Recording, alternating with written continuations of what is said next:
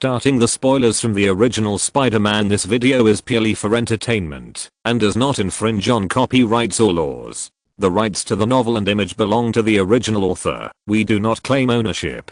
Don't like waiting and want to listen to this fanfic in full now? Subscribe to our Patreon, where you'll find the best fanfics.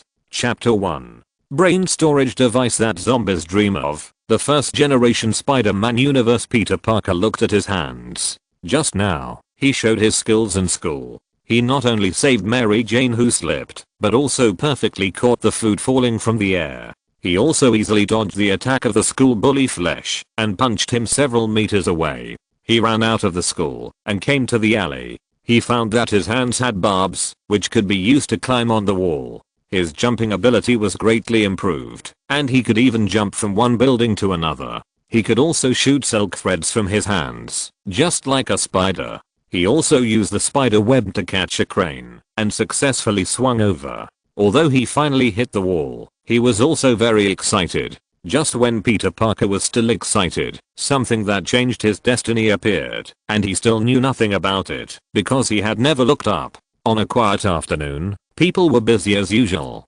Suddenly, a huge black screen appeared in the sky. It was like a mysterious curtain, and could be clearly seen from every corner of the earth. This black screen gave people a sense of oppression. It hung high in the sky, as if connected to the universe. People stopped and looked up, their hearts full of surprise and confusion. Some people tried to approach it in various ways, but no matter how hard they tried, they could not get close to the mysterious black. It was like an insurmountable barrier that isolated the earth from the outside world.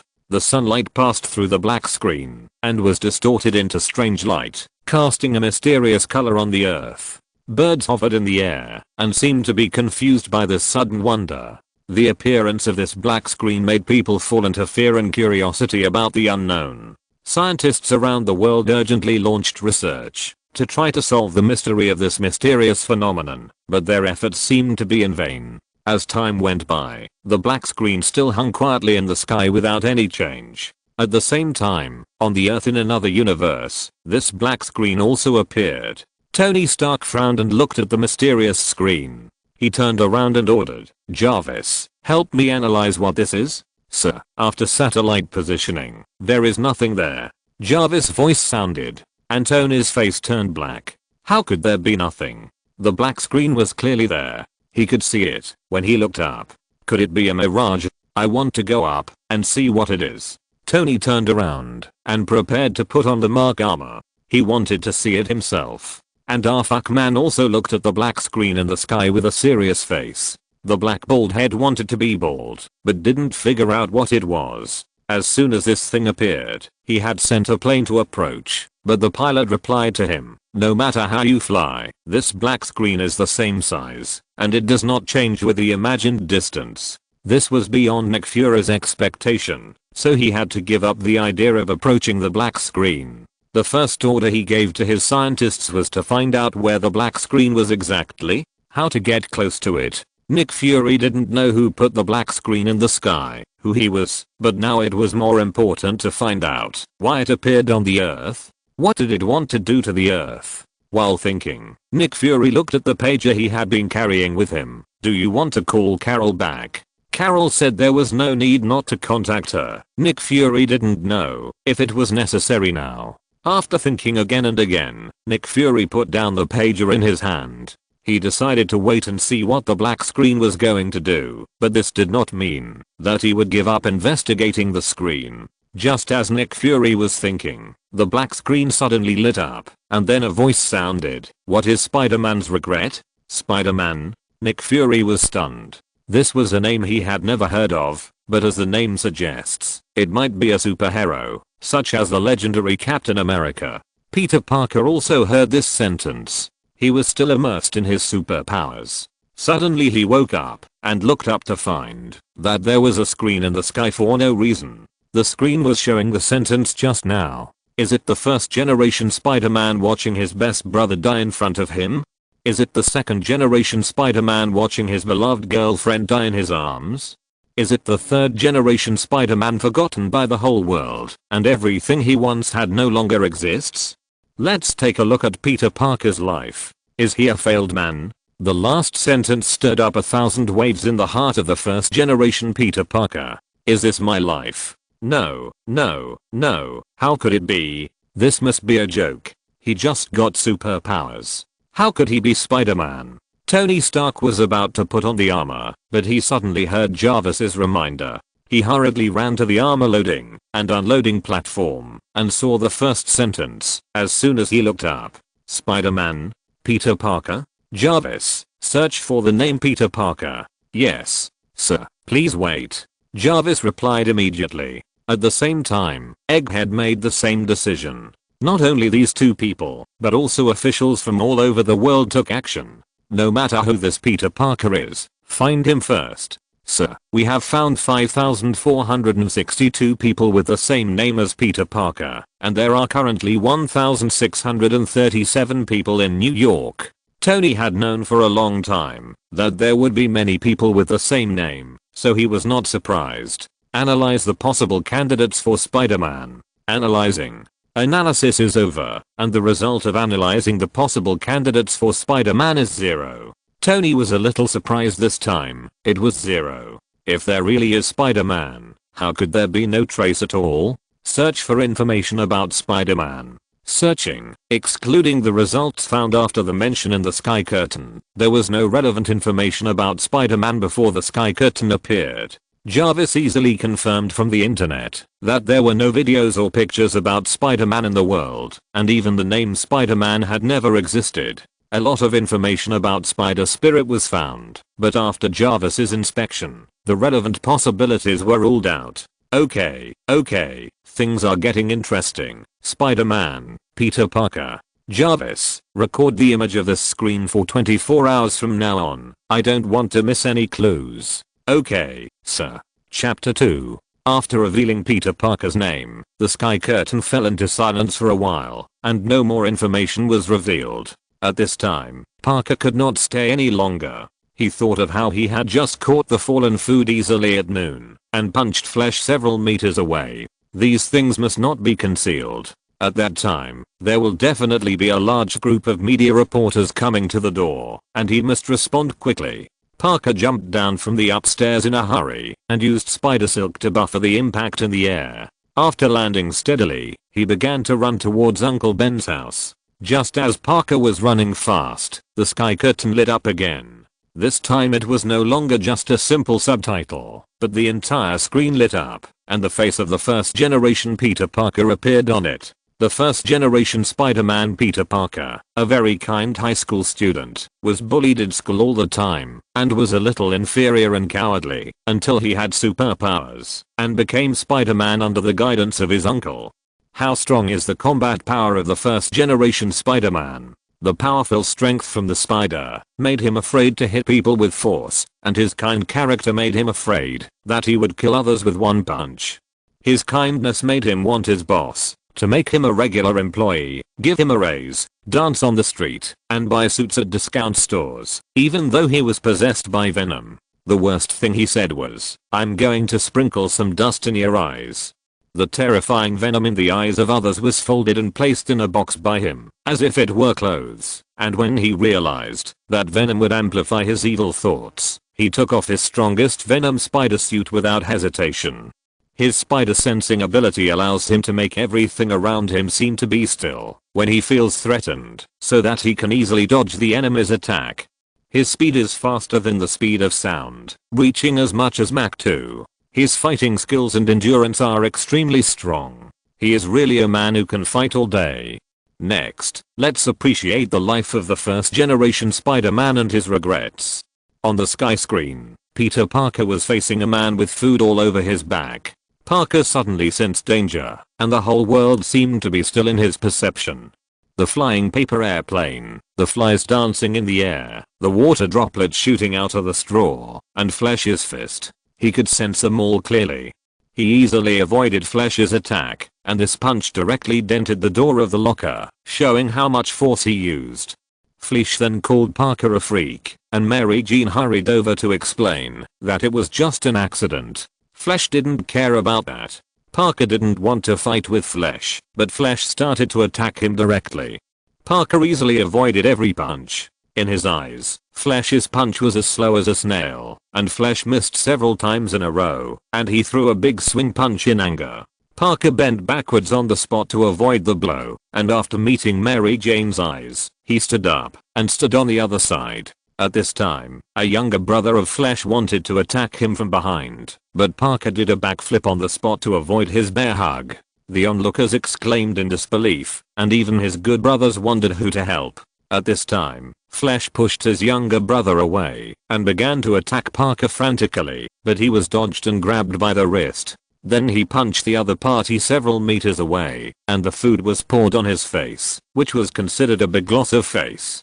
Peter Parker ran outside the school and looked at his fingers in surprise. There were barbs on them, allowing him to climb the wall. He ran between the roofs with excitement and cheered, easily jumping over the gap between the buildings, and finally stopped at the edge of a building. Amazing physical fitness, punching people several meters away with one punch, and easily jumping over high buildings. Can the world champion do it? Tony looked at Parker's actions on the sky screen and asked Jarvis. Ordinary people can't knock a strong man so far away like in the sky, but some Parker masters can run and jump like him. The strength can knock people away, and the reaction ability seems to be super strong. If the picture in the sky just now is not exaggerated, then when he senses danger, the whole world is almost still, and it seems difficult to hit him.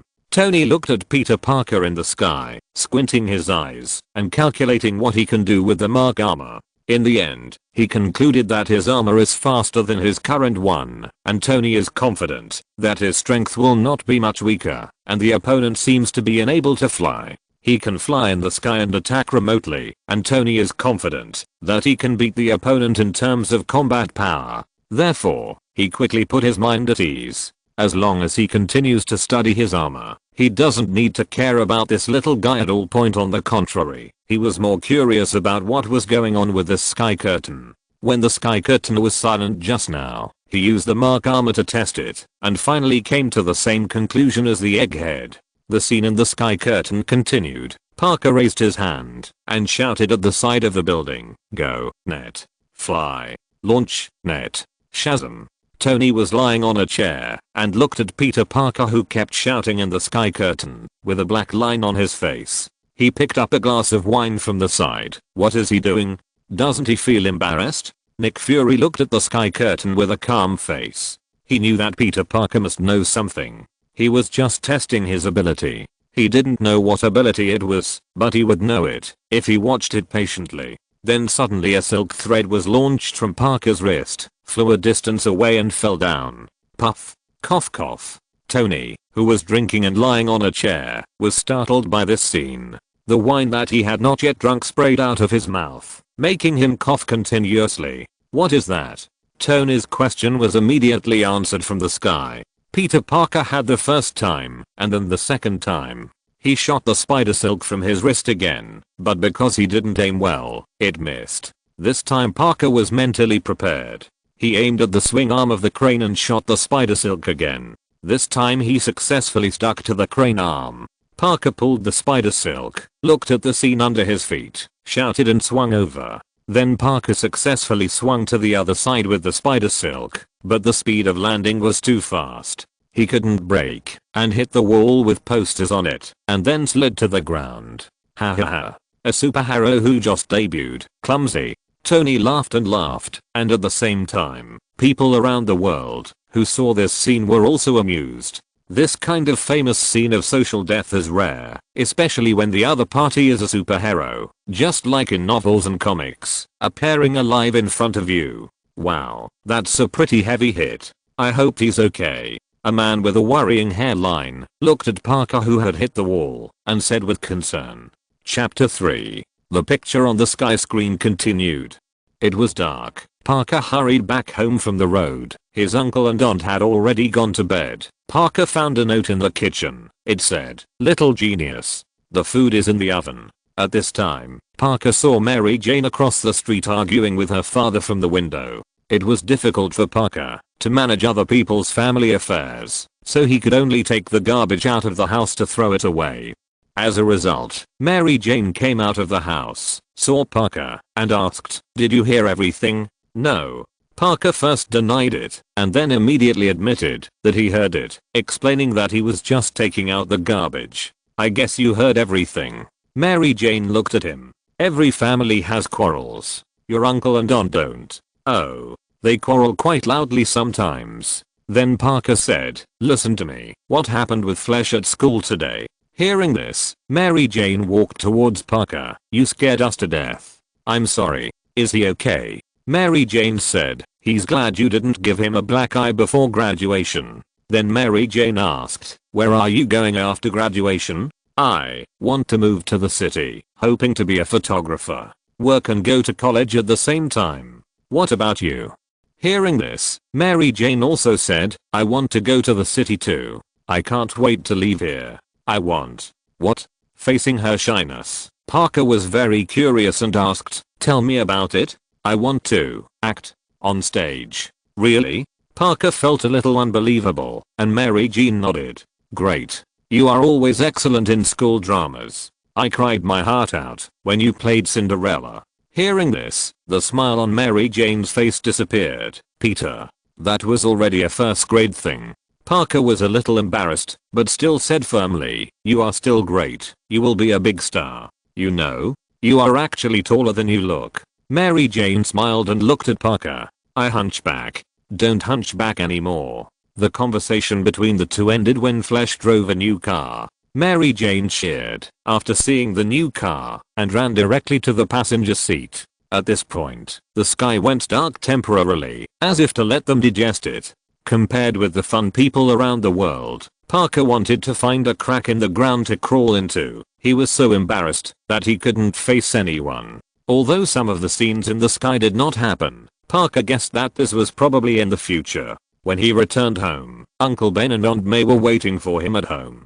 Parker, sit down and talk. When did this happen? Uncle Ben sat at the table, looking at Peter who hurried home, and asked him to sit down. And Parker's good brother Harry recognized at a glance that the person on the sky was the Peter Parker he knew, and he was rushing to his house. At the same time, reporters in this world were also frantically looking for this Peter Parker. Through the details of the sky, they easily analyzed the location where Parker hit the wall. After all, the poster was too conspicuous. And Parker's house behind was also clearly shown, and his school also knew about him immediately, and his alumni directly revealed Parker's location on the internet. As for who revealed it, someone who was beaten up said he didn't know. The 1.5th generation Spider-Man of the Daily Bugle also immediately smelled a business opportunity and immediately sent their reporters out to find Parker's location, including Eddie. Parker returned home and faced Uncle Ben's questioning. He said that he had special abilities after being bitten by a spider, becoming extremely powerful, reacting very quickly, and being able to spit spider silk like in the sky. With great power comes great responsibility. You should use this ability to benefit mankind. Don't escape. You can't escape. The sky has exposed everything about you. Maybe as the sky said at first, you will watch your best brother die in your arms in the future. The sky may be your chance to change this tragedy. You must seize this opportunity. Well, Uncle Ben, I know. Parker looked at Uncle Ben's serious expression and nodded silently. Harry finally arrived at Parker's house and shouted as soon as he came in. Parker.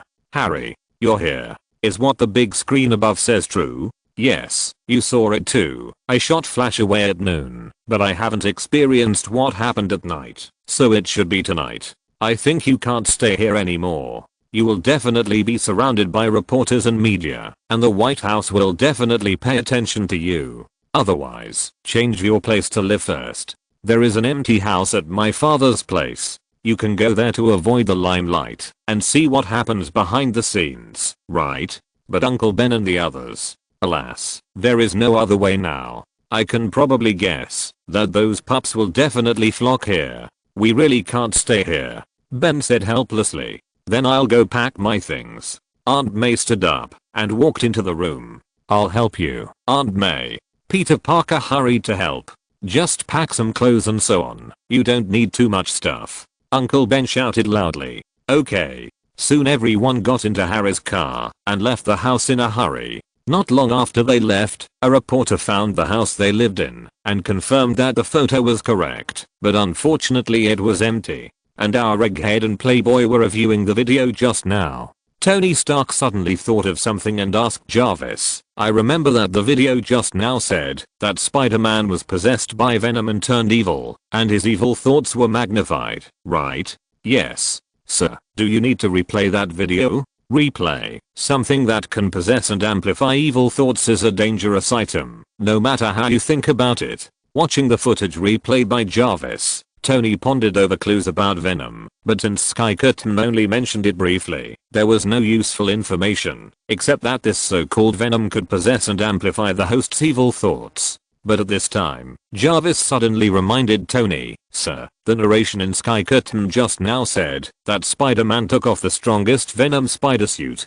I suggest you think about this strongest. The strongest. That is to say, this first generation Spider-Man is the strongest after wearing the Venom spider suit. Isn't he the strongest under normal circumstances? No, no, no. Wait, I thought about it. This Venom should be able to enhance the strength of others. Spider-Man is originally a superhero with extraordinary abilities. Coupled with the power of this Venom, he is the strongest ever with the Venom spider suit." Tony figured out the most critical point and realized that Venom can enhance the strength of others, but he didn't know to what extent. After all, there was no more information. Jarvis, create a file for Venom, save the data just analyzed, and mark it as dangerous. Also add the analysis just now to Spider-Man's file, and remember to remind me to create an anti-black Spider-Man armor plan. "Okay, sir." Jarvis wrote down Tony's request. Whether Spider-Man will really turn black in the future, or take off the Venom spider suit as Cheyenne Moose said. In short, he must take the worst case scenario into consideration. Chapter 4. Like Tony, Fuckboy also realized the problem of the Black and Spider-Man. After distributing the tasks to his subordinates, he continued to review the situation just now. The conversation between Mary Jane and Peter Parker revealed the relationship between the two. For Mary Jane, Peter Parker is at most a friend. Compared with the penniless Parker, she prefers the rich young man. She had a good chat with Parker just now, but when she saw Flash's sports car, she forgot about Parker and got in the car with Cheers. She looks like a gold digger, but it's normal. That girl doesn't like sports cars. Nick Fury's attitude towards Mary Jane is understandable, and Tony has the same attitude. He even doesn't care, and said, "If they don't like sports cars and bags, how can I get them to follow me?" But Peter Parker, is your ideal to be a photographer? He is really an ordinary high school student. I thought he would have a bigger dream after gaining the ability. But this kid has a low EQ. He has the nerve to talk about the things in the first grade, which makes both of them embarrassed, but his heart is good. He really wants to encourage Mary Jane. Facing the object of his secret love, he doesn't have the courage to confess to her, and can only keep praising her. Ha ha ha ha. Tony knows Parker's mentality very well. Now he is still the inferior and cowardly Peter Parker, not the future superhero Spider-Man. His mentality has not changed in time. After all, the time is too short. Under the guidance of his uncle, it seems that his uncle is a good person. Jarvis, have you searched for relevant information about his uncle and aunt? No, all facial recognition has not matched similar people at present. The highest similarity is only 71%. After repeated checks, the possibility has been ruled out. Okay, I really got nothing. Could this video of the Sky Curtain come from the future? Or a parallel universe? There are no such people on Earth, but their time seems to be before us. With the help of Jarvis, Tony easily figured out the time of the first Spider-Man. He judged that it was roughly at the beginning of the 21st century, but after 911, between 2002 and 2005. It is impossible for people who have appeared long ago to have no clues, unless they are not on this Earth. Tony is very confident in Jarvis's technology. This is his masterpiece. He believes that no one in the world can hide it from Jarvis. At the same time, more and more people around the world are paying attention to the screen in the sky. Countless people have seen the existence of the Sky Curtain through news media, social platforms and other software, or directly by themselves. For a time, the discussion about the Sky Curtain became a common hot topic in the world, followed by Peter Parker. The top 5 hot search lists were all occupied. It can be predicted that this situation will continue for a while, until the world gets used to his existence. Hill, have those scientists found anything? Nick Fury sat in a chair, rubbing his eyebrows. Fortunately, he was already bald, otherwise he would have lost a lot of hair this time. A scientist proposed a theory, but it cannot be confirmed at present, but we have invited him here. Mariah looked at the equipment in her hand. What theory? The reason he provided is that the dimensions are different. Hill carefully looked at the research conclusions issued by the scientist and was a little unsure, involving too many professional terms. Call him over. After hearing about the different dimensions, the egghead felt a little interesting and wanted to listen to his statement in person. Soon Mariah asked someone to bring the scientist over. The person who came was Dr. Eric Shavig, who was proficient in astrophysics and quantum physics. Doctor, you said that the sky is different from our dimension. What do you think? Nick Fury looked at Dr. Eric and asked calmly. It's like this. I will try to explain it in a simple and easy to understand way. You know that we live in 3-dimensional space, right? Of course I know this. And then what? What can't be approached no matter what? But it can be seen from anywhere. Even on the back of the earth, you can still see the sky clearly. I had no idea until I saw a painting in the book, and I suddenly had an epiphany. The world we live in belongs to 3-dimensional space. If a painting is compared to a 2-dimensional world, then what would happen if the characters in the painting could see us? Eric explained his understanding to Nick Fury. No matter how hard we try, the characters in the painting can't touch us who are in the 3-dimensional world from the 2-dimensional world.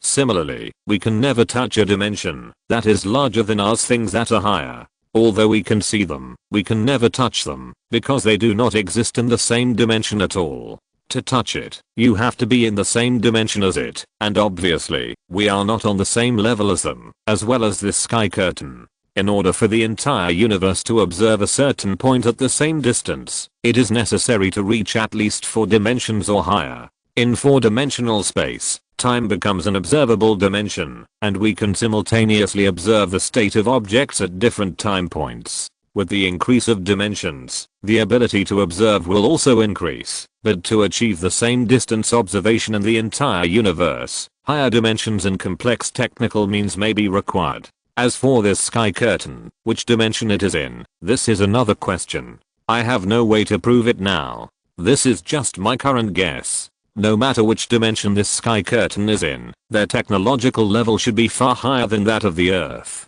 I even suspect that there is no civilization in this universe that has reached this technological level. Eric Shavig said, and began to lose interest. High-dimensional civilization? If they want to do something to the Earth, can we resist? Nick Fury frowned even deeper as he listened to Dr. Eric's theory. Resist? Eric sneered, with a bitter look on his face. He slowly took out a worn notebook from his pocket and gently stroked the cover with his fingers, as if recalling something. Then, in front of Nick Fury, he opened the book and carefully tore off one of the pages. Nick Fury widened his single eye and looked at the paper in Eric's hand curiously. The page was densely written with words, but Nick Fury had no intention of reading them. His eyes were fixed on Eric, trying to understand what the man was going to say next. Look, if there is a 2-dimensional world on this paper. Eric spread the paper flat on the table and pointed at it. Then when we in the 3-dimensional world tear it apart, will the creatures in the 2-dimensional world notice it?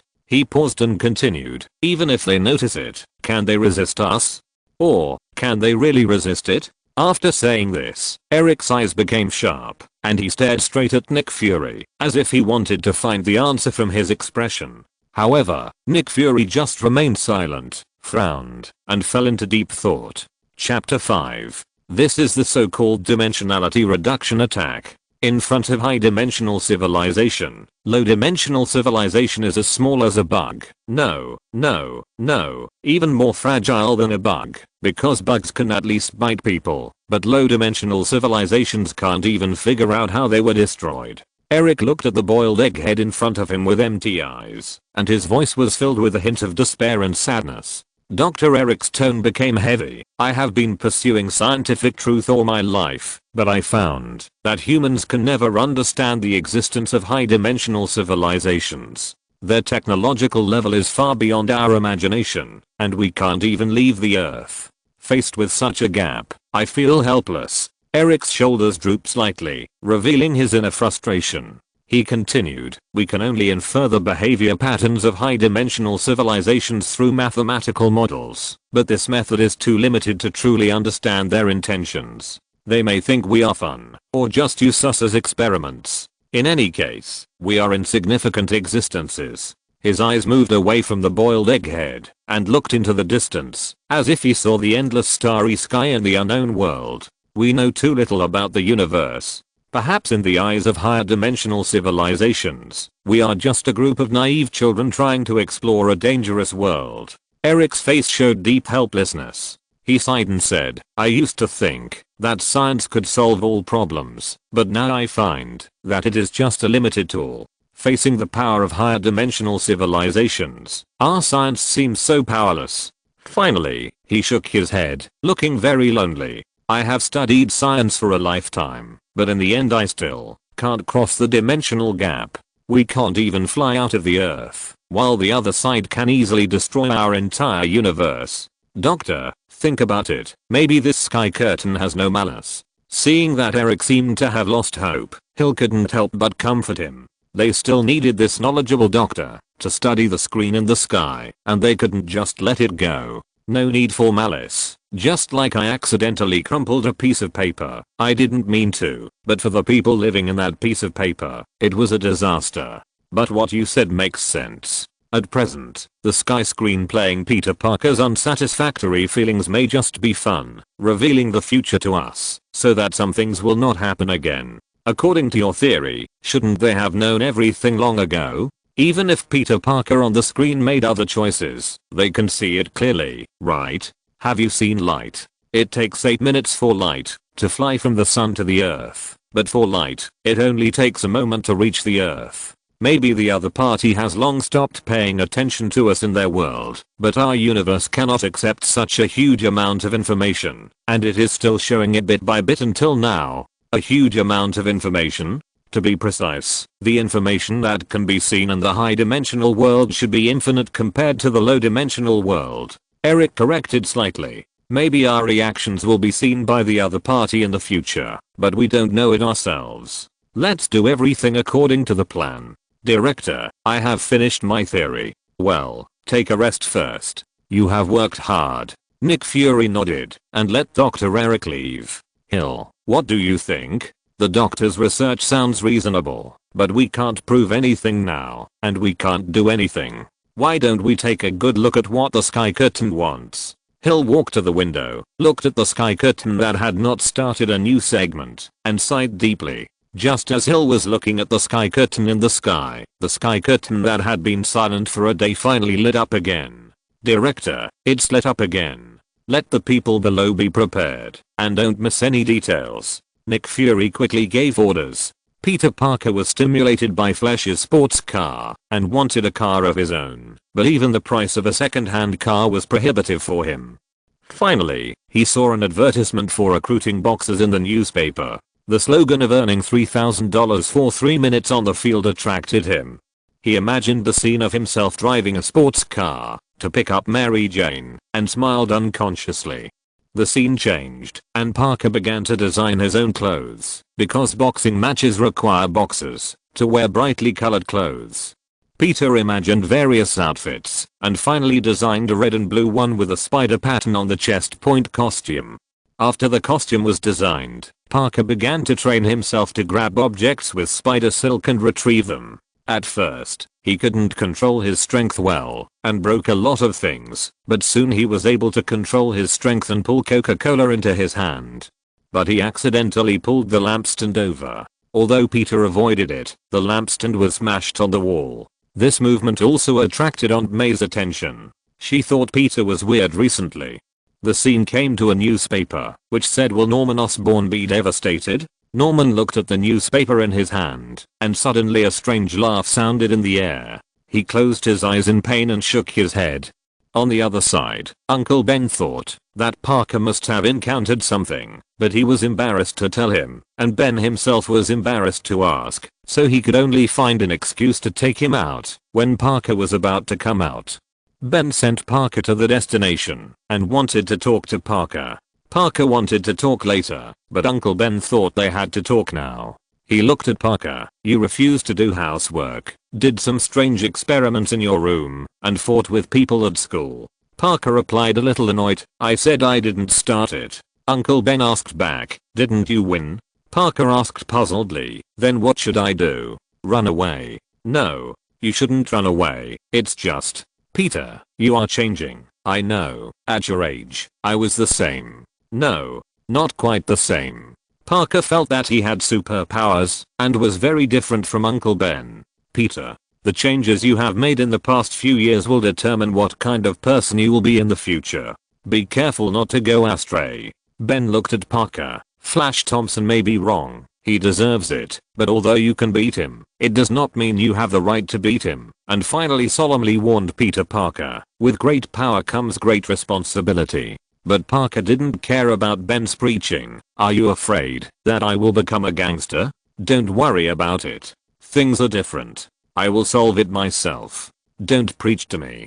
Please. I don't want to preach to you. I'm not your father. Uncle Ben was interrupted by Parker before he finished speaking. Then don't act like a father. Looking at Parker's appearance, Uncle Ben hesitated and finally said, yes. I'll pick you up at 10 o'clock. Parker also realized that he had said a little too much, but because of his face, he didn't want to apologize, so he left the car. At this time, a voiceover suddenly sounded on the screen. Poor Parker didn't know that this was the last time he would talk to his uncle. His heart was full of Mary Jane, but he ignored his family, so he regretted it after losing her. Chapter 6. Peter Parker, Harry and others looked solemn. They sat together with worry in their eyes. The narration of the sky echoed in their ears, and every word weighed heavily on their hearts. They realized that this narration would never be groundless, and Uncle Ben might be in danger. Peter Parker clenched his fists, and his heart was full of uneasiness. He knew what Uncle Ben meant to him, and he must not let him get into trouble. Harry's eyes were also full of anxiety, and he was also worried about Uncle Ben's safety. Parker, don't be nervous. I'm still sitting in front of you. It's just that what I said makes sense. The greater the ability, the greater the responsibility. Ben Parker raised his hand to comfort Peter. Let him not be so sad. In a blink of an eye, the sky has completely darkened, and Parker came to the venue of the boxing match. At this time, there were two players fighting on the field. One of them, called Sawbone Knife, obviously had the advantage, and the audience around him kept shouting his name. Sawbone ended the fight with a heavy elbow strike from top to bottom. The host came on stage to announce that Sawbone won the victory amid the cheers of the crowd. The prize money was $3,000. Parker nodded and turned to walk towards the registration point. At this time, the host shouted that the next contestant to come on stage was the Flying Dutchman. The black girl in charge of registration saw the thin Parker and said bluntly that this was not a lightweight competition, but Parker insisted on participating. The black girl reluctantly told him that if he was injured in the game, the New York Wrestling Alliance would not be responsible, and it was voluntary to participate. Then she let him go. On the field, Sawbone easily threw another contestant off the stage and won again amid the cheers of the audience. The next person to come on stage was Parker. The host walked up to him and asked him what his name was. Parker said, Human Spider. The host was stunned after hearing it. What a bad name. Parker, your naming skills are really bad. Harry laughed at Parker's name, and Uncle Ben also said, it seems that I have to teach you how to name. Parker wanted to hide under the table. The mood of worrying about Uncle Ben just now had disappeared, and he turned into a social death and shameful thought. He cursed his future self in his heart for giving such a name. Because of Parker's bad name, the host had to use his brain. After losing countless brain cells in an instant, he gave him the name of Spider-Man. Parker was still struggling with the problem of calling the wrong name, and was pushed out by the backstage staff. The audience also disdained Parker, and gave him thumbs up. The hot beauties next to him kept mocking Parker, and the audience kept throwing garbage at him. All this happened because Parker's outfit was so lame. Although he had designed a spider suit, Parker had no money to buy it, and most importantly, he didn't have time to make it. When Parker arrived at the venue, he was shocked to find that the iron cage above his head had fallen down, covering him and Sawbone inside. At the host's voice, the guard locked the iron cage. The fledgling Parker had never seen such a scene before, and kept shouting, "I didn't sign up for the cage competition," but no one paid any attention to him, and Sawbone also threatened to have fun with him for 3 minutes. He rushed over fiercely, and Parker flipped over and landed on the cage, then taunted, "Your clothes are so cute, did your husband give them to you?" These words made Sawbone mad, and he rushed towards him. Parker did a backflip and landed behind him, and then fired spider silk to avoid his attack. Someone handed him a chair outside the venue, and Sawbone picked it up and smashed it hard on Parker's head before he turned around, knocking him to the ground. Parker sighed helplessly. This kind of attack was not painful to him. He was knocked down again, just as he was about to get up. After hitting it several times in a row, Sawbone threw the chair aside, then picked up Parker's legs and smashed him hard against the iron cage. The audience was cheering for the excitement, and another beautiful woman handed him a crowbar. Parker was finally a little panicked when he saw the crowbar and kicked Sawbone's body with his feet. He kicked Sawbone several times and was a little unconscious. Finally, Parker used his legs to hit him hard, kicking him all the way to the back and fainting.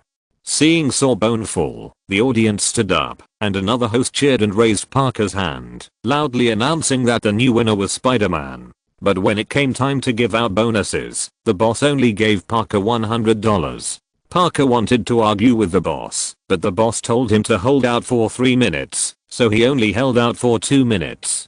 Parker sighed, turned and left, passing by another man, who threw the bag at the boss, pointed a loaded gun at the boss, and asked him to put all the money in. While Parker was waiting for the elevator, he heard a roar from the finance office. He turned around and saw that the man was holding a bag and rushed out of the door. The boss shouted that someone was robbing money. Seeing this, Parker directly made way for the robber. The man did not forget to say thank you to Parker before leaving. The guard angrily scolded Parker why he let him go, and then hurried to the hall. The boss ran over and questioned Parker that he could have stopped him.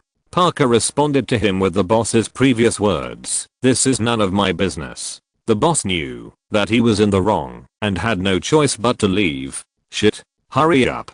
Let's pack up and leave." The boss saw that his underground boxing ring was exposed, and he was so scared that he started to pack up and run away. When the police arrived, the place was empty. The narration sounded again. Parker didn't know how big a mistake he had made, letting the robber go punish the person who cheated him, but it also encouraged the evil atmosphere and finally killed his uncle.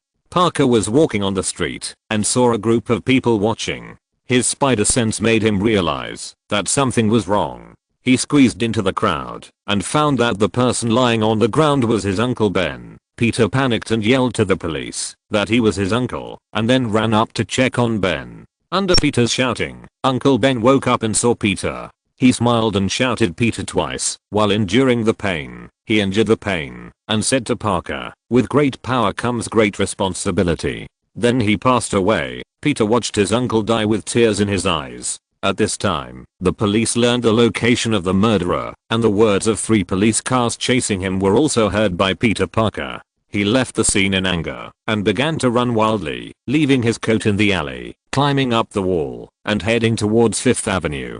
He jumped over many buildings, saw the police car and the suspect in pursuit, and began to try to use spider silk to shuttle between buildings, although there were some problems at the beginning. But he soon mastered the technique and easily caught up with the police car and the suspect, swinging over their heads, and finally successfully landed on the vehicle driven by the suspect. Chapter 7. Parker punched through the roof of the car and grabbed the suspect's face with his hands. The suspect panicked and started shooting at the roof. Peter was afraid of being shot and jumped onto another truck.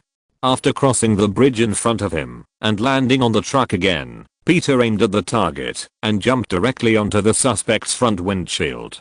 He punched the glass and shattered it. Finally, the suspect lost control of the vehicle and crashed into a door. He hurriedly ran out of the car into the abandoned building. When he changed the magazine in panic, he didn't notice a figure flashing over his head. He fired several shots, but failed to hit anyone. When he was about to run away, Peter had already grabbed his head from behind and knocked him against the glass. The other party took out a knife and wanted to resist, but Peter kicked him away easily and kicked him to the window. The robber yelled to give him a chance. Peter shouted angrily, "Do you give my uncle a chance? Do you?" Then he lifted him up, and in the lightning, he found that the other party was the robber he had let go. Peter was stunned. He put him down in disbelief and retreated in a daze. Thinking that there was an opportunity, the robber raised his gun and said goodbye to Peter with a smile. Peter instantly sensed the danger and broke his wrist. The pain made the robber retreat unconsciously, accidentally tripped by the pipe, and fell backwards, and died on the spot. Peter stood quietly by the window and looked at the robber lying motionless downstairs. At this time, the police had arrived, and the spotlight shone on Peter, but when the police came upstairs, Peter had disappeared. Although the suspect was dead, Parker was confused. When he returned home, Parker saw Aunt May, who was still waiting for him. The two hugged each other. Aunt May still couldn't believe that Uncle Ben died like this. No. How could this happen? Parker covered his head, unable to believe that he had let a criminal go and killed his uncle. Peter, this is not your fault. If I were your age and encountered such a thing, I would also think of punishing him. Uncle Ben looked at Peter and began to comfort and teach him. Peter, you've seen the consequences of letting the criminal go. With great power comes great responsibility. Your extraordinary abilities are a gift, but they also come with great responsibility. Use them carefully and make sure they are used to benefit others in society. Remember that everyone is unique, even if you have extraordinary abilities. Find people who share your goals and values and connect with them. Don't let loneliness consume you, but use your abilities to influence and help others. You can't abuse your abilities. Trust is built on action and transparency. Maintain sincere communication with others and let them know your intentions and motivations. Through integrity and kindness, you can earn the trust and respect of others. When making decisions, take into account your values and long-term goals. Don't be swayed by immediate interests or external pressures. Trust your inner intuition and be willing to bear the consequences of your choices. Consequences.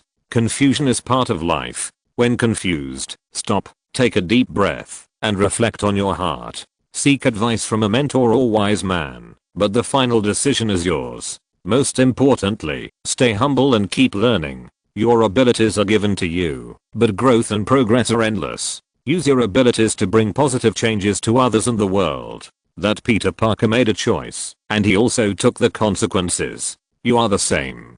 Don't regret it. Everyone makes mistakes, but we should have the courage to admit and correct them. Just as Uncle Ben was teaching Parker, Flint Marko looked at the situation of the Sky Curtain and recognized that the man was his accomplice at a glance. They were planning to rob an underground boxing ring tonight, but he didn't expect to be involved in Spider-Man and kill his uncle. Damn it. This way we can't do it. What about my daughter? Marko thought sadly about his daughter. What are you thinking? I'm exposed, and I'm fucking dead. Fuck. His accomplice was not so calm. Marko was not exposed, but he appeared directly on the Sky screen and revealed that he would be dead if he went to rob. He was sure that there must be a large group of police outside looking for him. What should I do? What should I do? He was so anxious that he was at a loss, thinking frantically about how to break the situation. I want to escape. Escape to Mexico. Just escape to Mexico. How?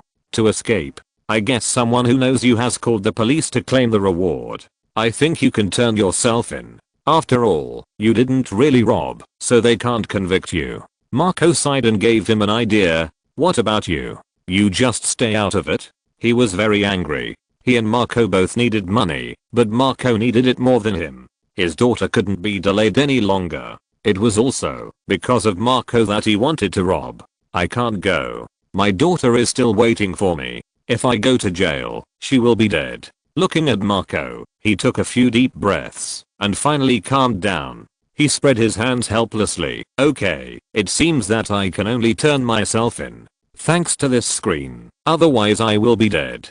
It's really not a good idea to provoke Spider-Man.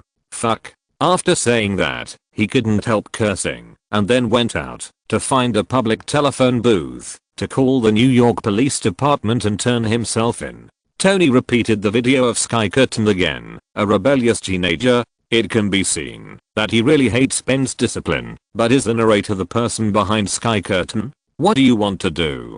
Tony had to complain about the clothes Parker was wearing. No wonder those people were so sarcastic. He looked like a thief, not a boxer who was going to fight on stage. What interested him most was that the name Spider-Man was actually given by the host, which made him laugh and cry. What made him laugh even more was that Peter actually gave himself the name of a humanoid spider. Sure enough, what the host said was right. What a bad name. Ha ha ha ha. I can't believe how beautiful the scene of a humanoid spider saving people would be.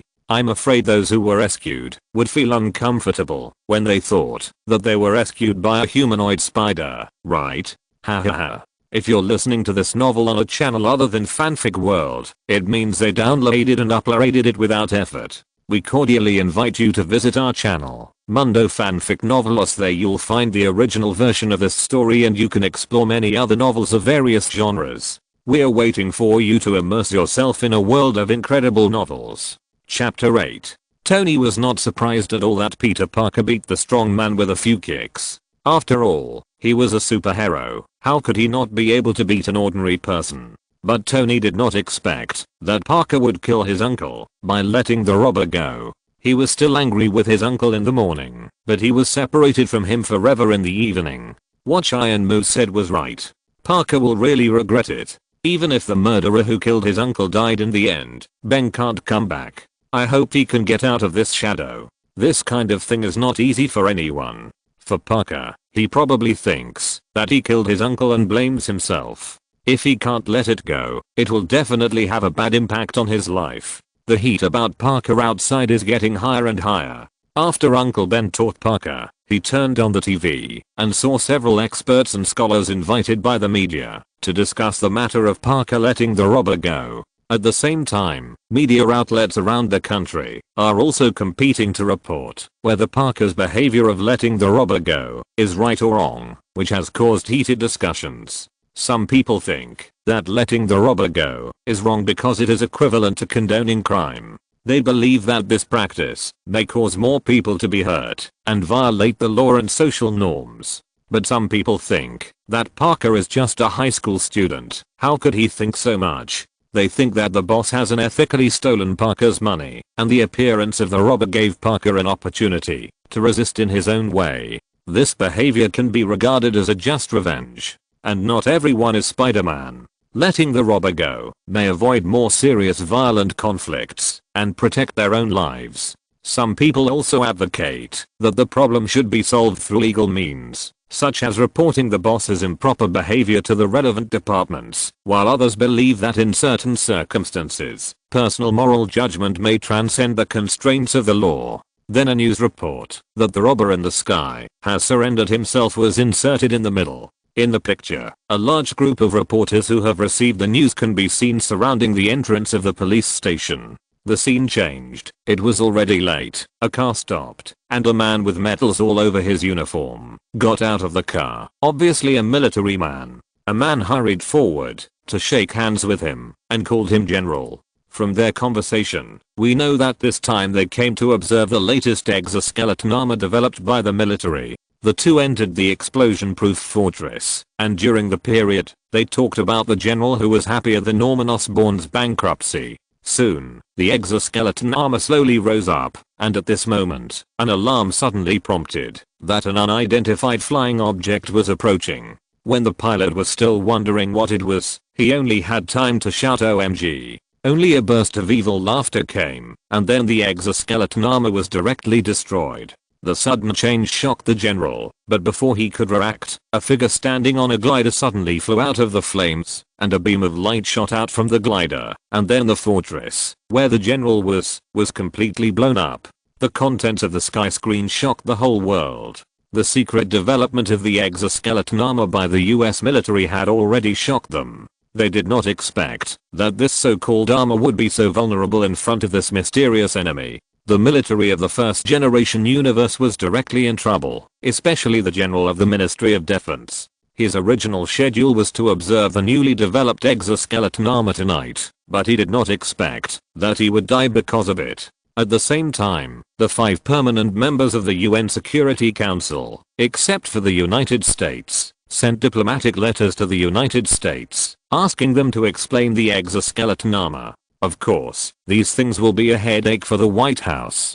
Tony looked at the contents of the screen and said to the exoskeleton armor developed by the military, "What is this? Is it a child's toy? No wonder it was easily destroyed. I don't know who the enemy is until I die." However, he was very interested in the Green Goblin's hang glider. It was a pity that the other party was not on the same earth as him, otherwise he really wanted to study it and see who would win between his latest Mark armor and the other party's hang glider. The already dark face of the fuckman turned even darker. He immediately thought of Tony Stark, who had similar technology. Although the playboy was fickle, he was at least a good man. Nick Fury also knew that the Senate was planning to hold a hearing to ask Tony Stark to hand over the Mark armor, but he knew it would not succeed even with his brain. "Hill, help me get Natasha back. I have a mission to give her. As soon as possible." Nick Fury looked at the Avengers in his hand-point plan and decided to speed up the formation of his own superhero team. The explosion scene turned into a hat-throwing scene. It turned out that today was the day Peter Parker graduated from high school. Aunt May happily stepped forward and kissed Parker on the cheek.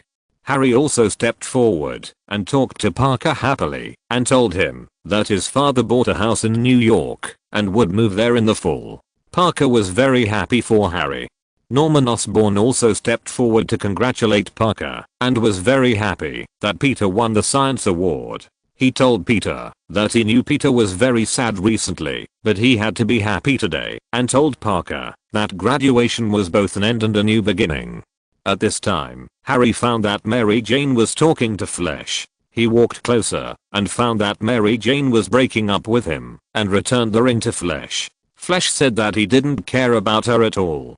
And Norman was still talking to Parker, asking him to treat himself as their family and just tell him if he had any needs. After returning home, Parker refused Aunt May's kindness to help him get something to eat. He returned to his room and cried silently all day. Aunt May knew what Parker was thinking. She walked into Parker's room and sat next to him. Parker said that he missed Ben very much today. If Uncle Ben could be by his side when he graduated, he would definitely be very happy and proud of him. Aunt May also had red eyes and told Parker that Uncle Ben was always there. Parker regretted that Uncle Ben wanted to tell him something important that day, but he contradicted him. Aunt May said that Ben never doubted that Parker would have a future and believed that Parker would be able to do great things in the future. Aunt May firmly believed that Parker would not let Ben down and left the room after saying that. Parker thought about Aunt May's words, then took out Spider-Man's clothes and designed drawings from the box, thinking about Uncle Ben's last words, that the greater the ability, the greater the responsibility. From then on, there was a superhero in the world called Spider-Man. Chapter 9.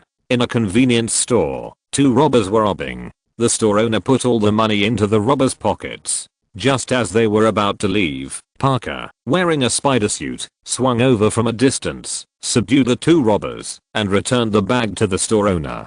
Newspapers also began to report Spider-Man's deeds, and many passers-by talked about Spider-Man. Many times when the police arrived at the scene of the crime, only the criminals were tied up and hung by spider silk. Parker gradually became famous in New York. Many people knew about Spider-Man's deeds and firmly believed that Spider-Man was here to protect them and the people. When a lady was robbed, a spider silk directly took away the pistol and then hung the robber up. In the streets and alleys, guitarists began to play and sing music adapted from Spider-Man. Such a famous Spider-Man would certainly attract the attention of the 1.5 generation Spider-Man. He severely criticized Spider-Man as a criminal and questioned his men how they could let him be on the front page of the Daily Bugle. As a result, the two had a dispute over whether Spider-Man was a criminal. Robbie said that Spider-Man saved 6 people in the subway, but our 1.5 generation Spider-Man didn't think so and said that the subway might have been overturned by him. Jameson stubbornly believed that Spider-Man would be present when something happened and criticized Spider-Man's behavior of leaving after doing a good deed as fleeing the scene. Robbie was very unconvinced and refuted that maybe he was going to save other people. He firmly believed that Spider-Man was a hero, but was refuted by the 1.5 generation Spider-Man. Why he wore a mask? What secrets did he want to hide? Miss Brent came in and asked his wife what kind of cloth he used in the restaurant, and he directly answered whichever was cheaper.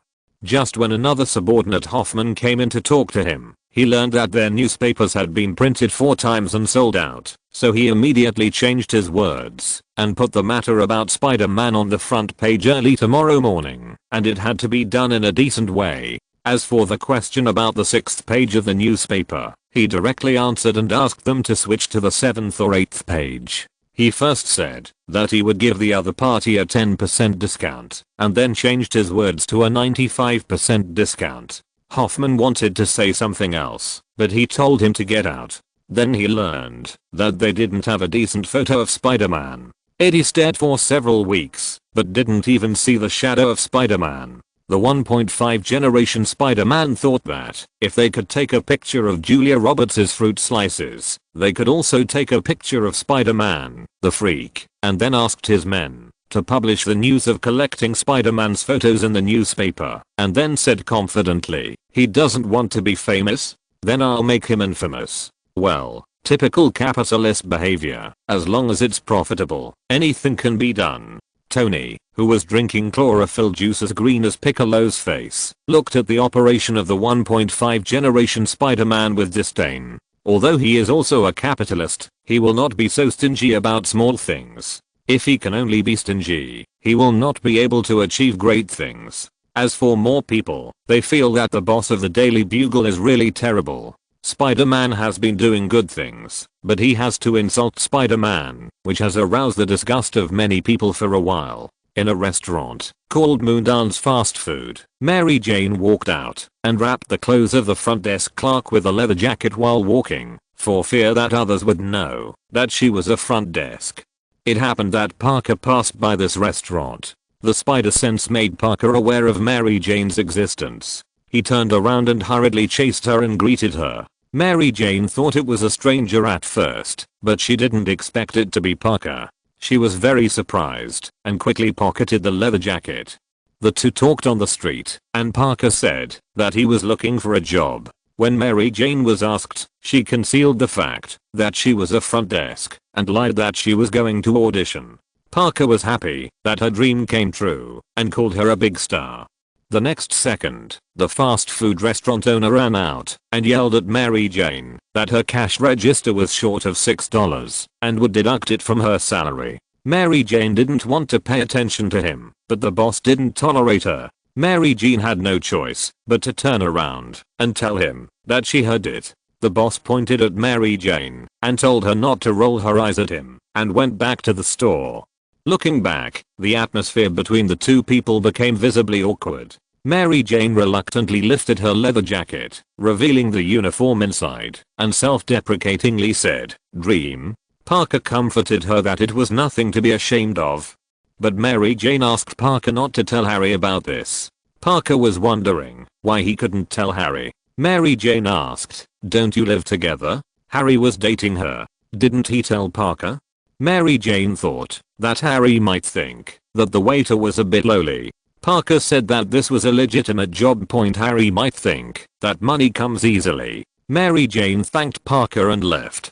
Parker wanted to invite Mary Jane to dinner, but later changed to go to the coffee shop where she worked. Finally, he emphasized to her that he would not tell Harry, and then talked to himself again. Tony looked at Parker's performance on the sky screen and felt really disappointed with him. Why is this kid so unconfident? He is Spider-Man. He was so flustered in front of an ordinary girl, and even said something incoherent like having lunch together in the evening. It was really embarrassing for him. Why would he embarrass him? Because Iron Man and Spider-Man are both superheroes. One is a playboy, and the beautiful model changes every week. It's only a little better after meeting Pepper. Now Parker is like this. How can he live up to the name of a superhero? Exclamation mark. Harry apologized to Parker with an apologetic look. He did like Mary Jane, but if Parker also liked her, he could give way. There are many beautiful women in the world, and he doesn't need to hang on Mary Jane. But Parker didn't take it to heart. It was a bit uncomfortable for him that Harry would secretly meet Mary Jane in the future, but if Mary Jane also liked Harry, he would not interfere between them. Mary Jane looked at herself on the sky screen and felt very uncomfortable. Parker was Spider-Man, a future superhero, but Harry was also a young, rich, handsome, tall, rich and handsome man. She didn't know how to choose between the two for a while. Now Parker and Harry and others didn't know where they moved to in order to avoid reporters. She couldn't find them, but she had to endure her father's bad temper. Fortunately, because of her relationship with Parker and Harry, many reporters and media wanted to interview her and offered her a high price. As long as she agreed, she could move away immediately, but she was concerned about Parker's feelings and never dared to agree. Chapter 10. Parker returned to Harry's house and found Norman on the phone. As soon as he entered the door, he greeted Parker when he saw Parker coming in. When he came to Harry, Harry pointed at Norman speechlessly and said that his father came to inspect again, but spent most of the time on the phone. Harry was happy that Parker was back. He was confused about a few questions, but when he looked up, he found Parker sighing. His expression was a little inexplicable. Parker said that he was late for work and was fired by Dr. Connors. Harry didn't understand why Parker was always late, and Parker perfunctorily said something to him. But Norman ran over and asked him if he could tell Harry who the mysterious girl he was dating was and when he could meet her. Parker concealed the fact that he already knew it was Mary Jane. Harry looked embarrassed and quickly changed the subject to Parker, saying that his father might be able to help him find a job and Norman would definitely be able to do it, but Parker wanted to be self-reliant. Norman praised Parker's self-reliant attitude.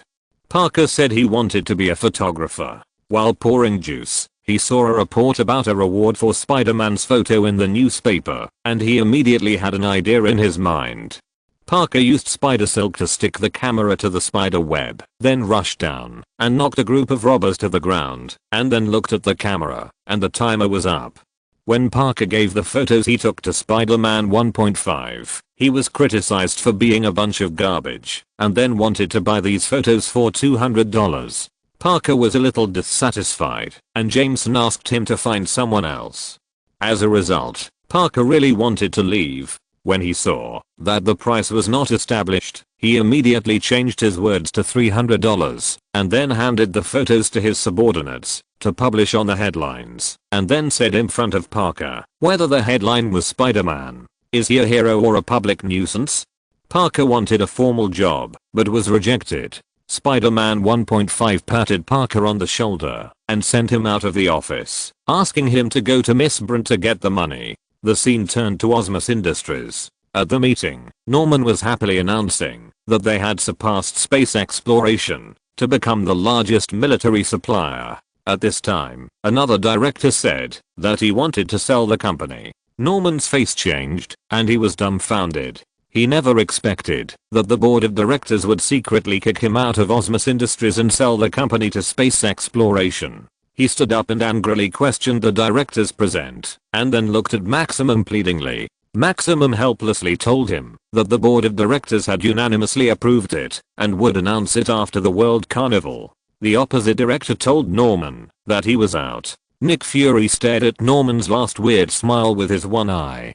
Some of his guesses were becoming more and more obvious. As the king of agents, although Cheyenne Mu did not directly reveal the process of Norman's injection of serum, he still guessed it through clues. There is definitely something wrong with this Norman. Nick Fury recalled Norman's expression. The World Carnival of Osmus Industries was held as scheduled.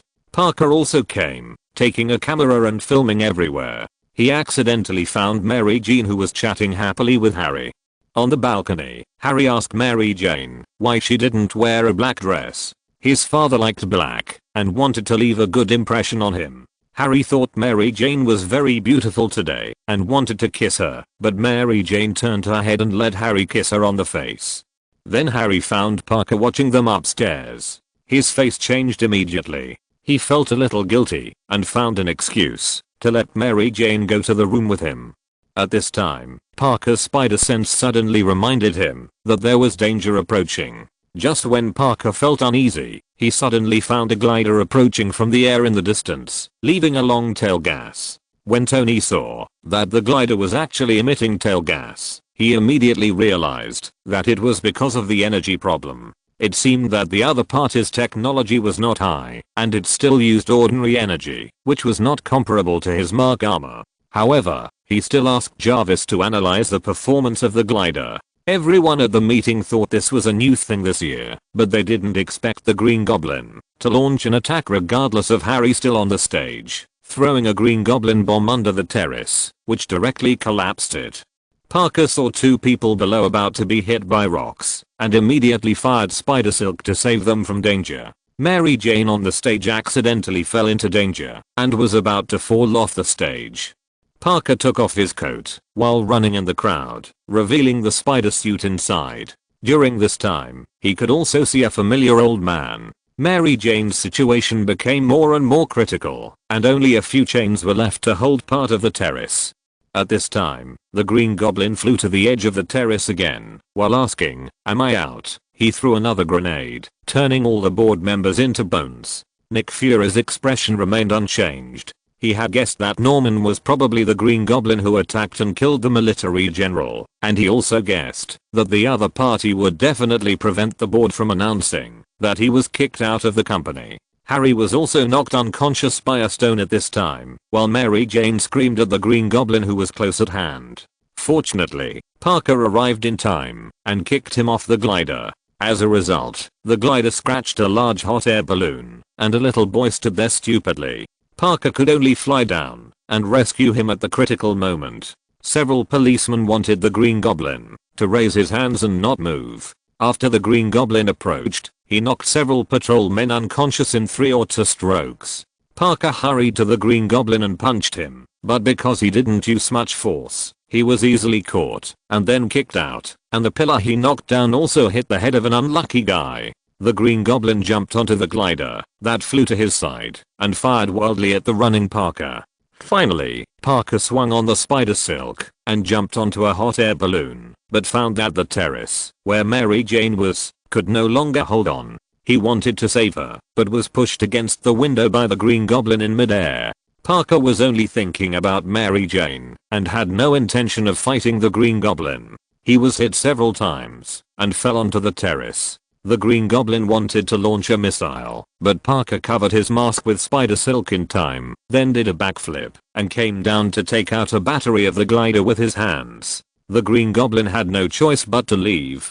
Before leaving, he did not forget to say a harsh word to Parker, telling him to see him later. Mary Jane had already fallen off the terrace at this time. Parker caught up with her in time and hugged her in his arms, swinging her all the way to a garden. The narrator suddenly appeared at this time. Toby Spider never likes to save people with spider silk. He prefers to hold the other person because it is safer.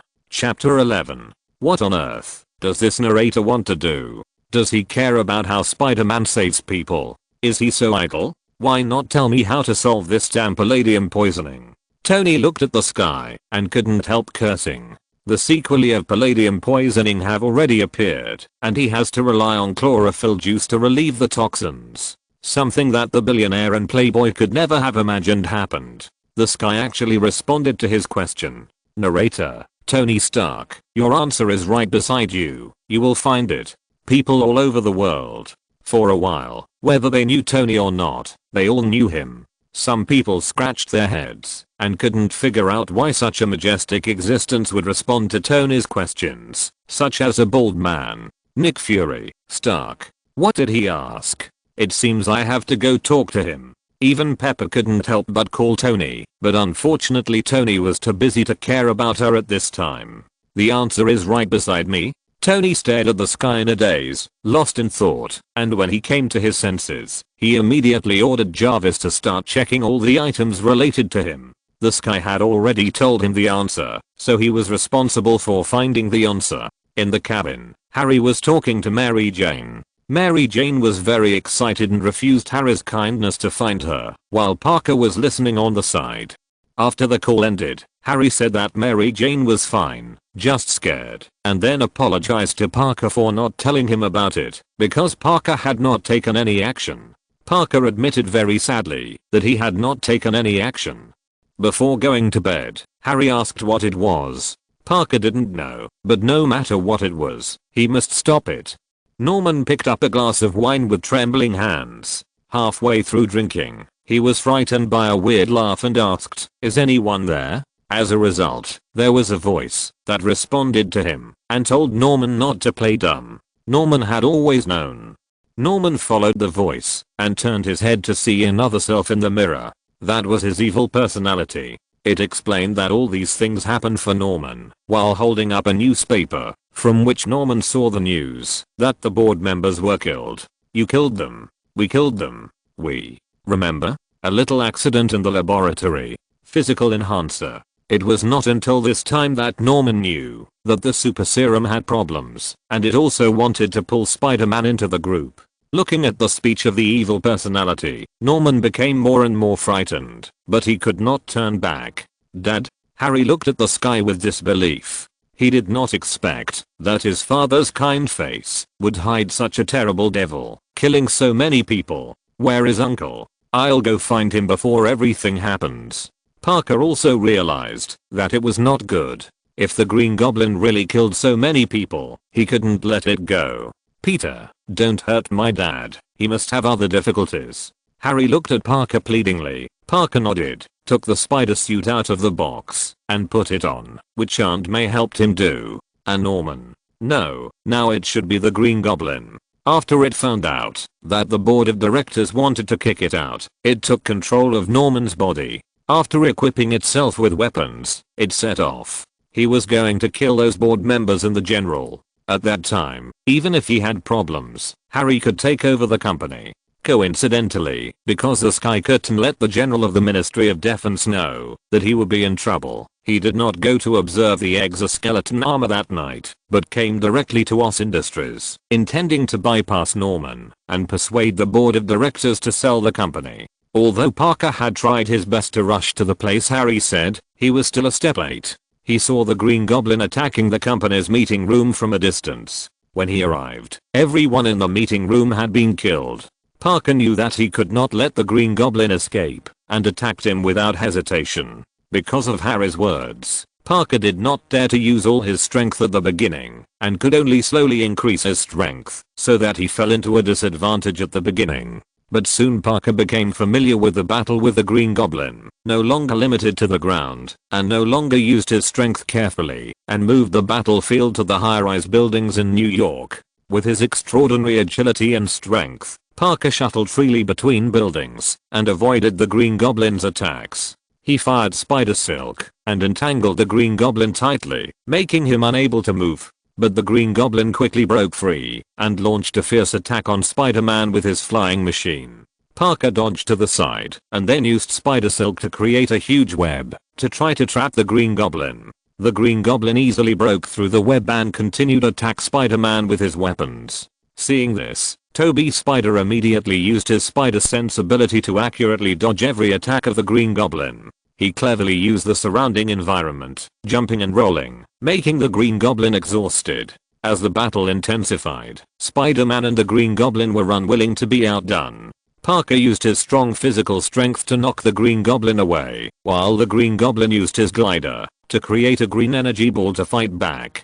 Spider-Man took the opportunity to rush forward and kicked the Green Goblin away. After the Green Goblin stabilized his body, he pounced on Spider-Man again. However, Spider-Man flexibly dodged the attack and grabbed the Green Goblin's feet with Spider Silk and threw him out. The Green Goblin hit the wall heavily, and the aircraft was also seriously damaged.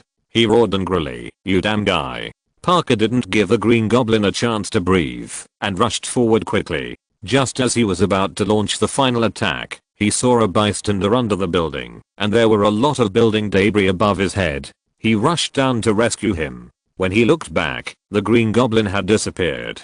Parker was stunned for a moment, and the Green Goblin took the opportunity to sneak around from behind and hit him on the back.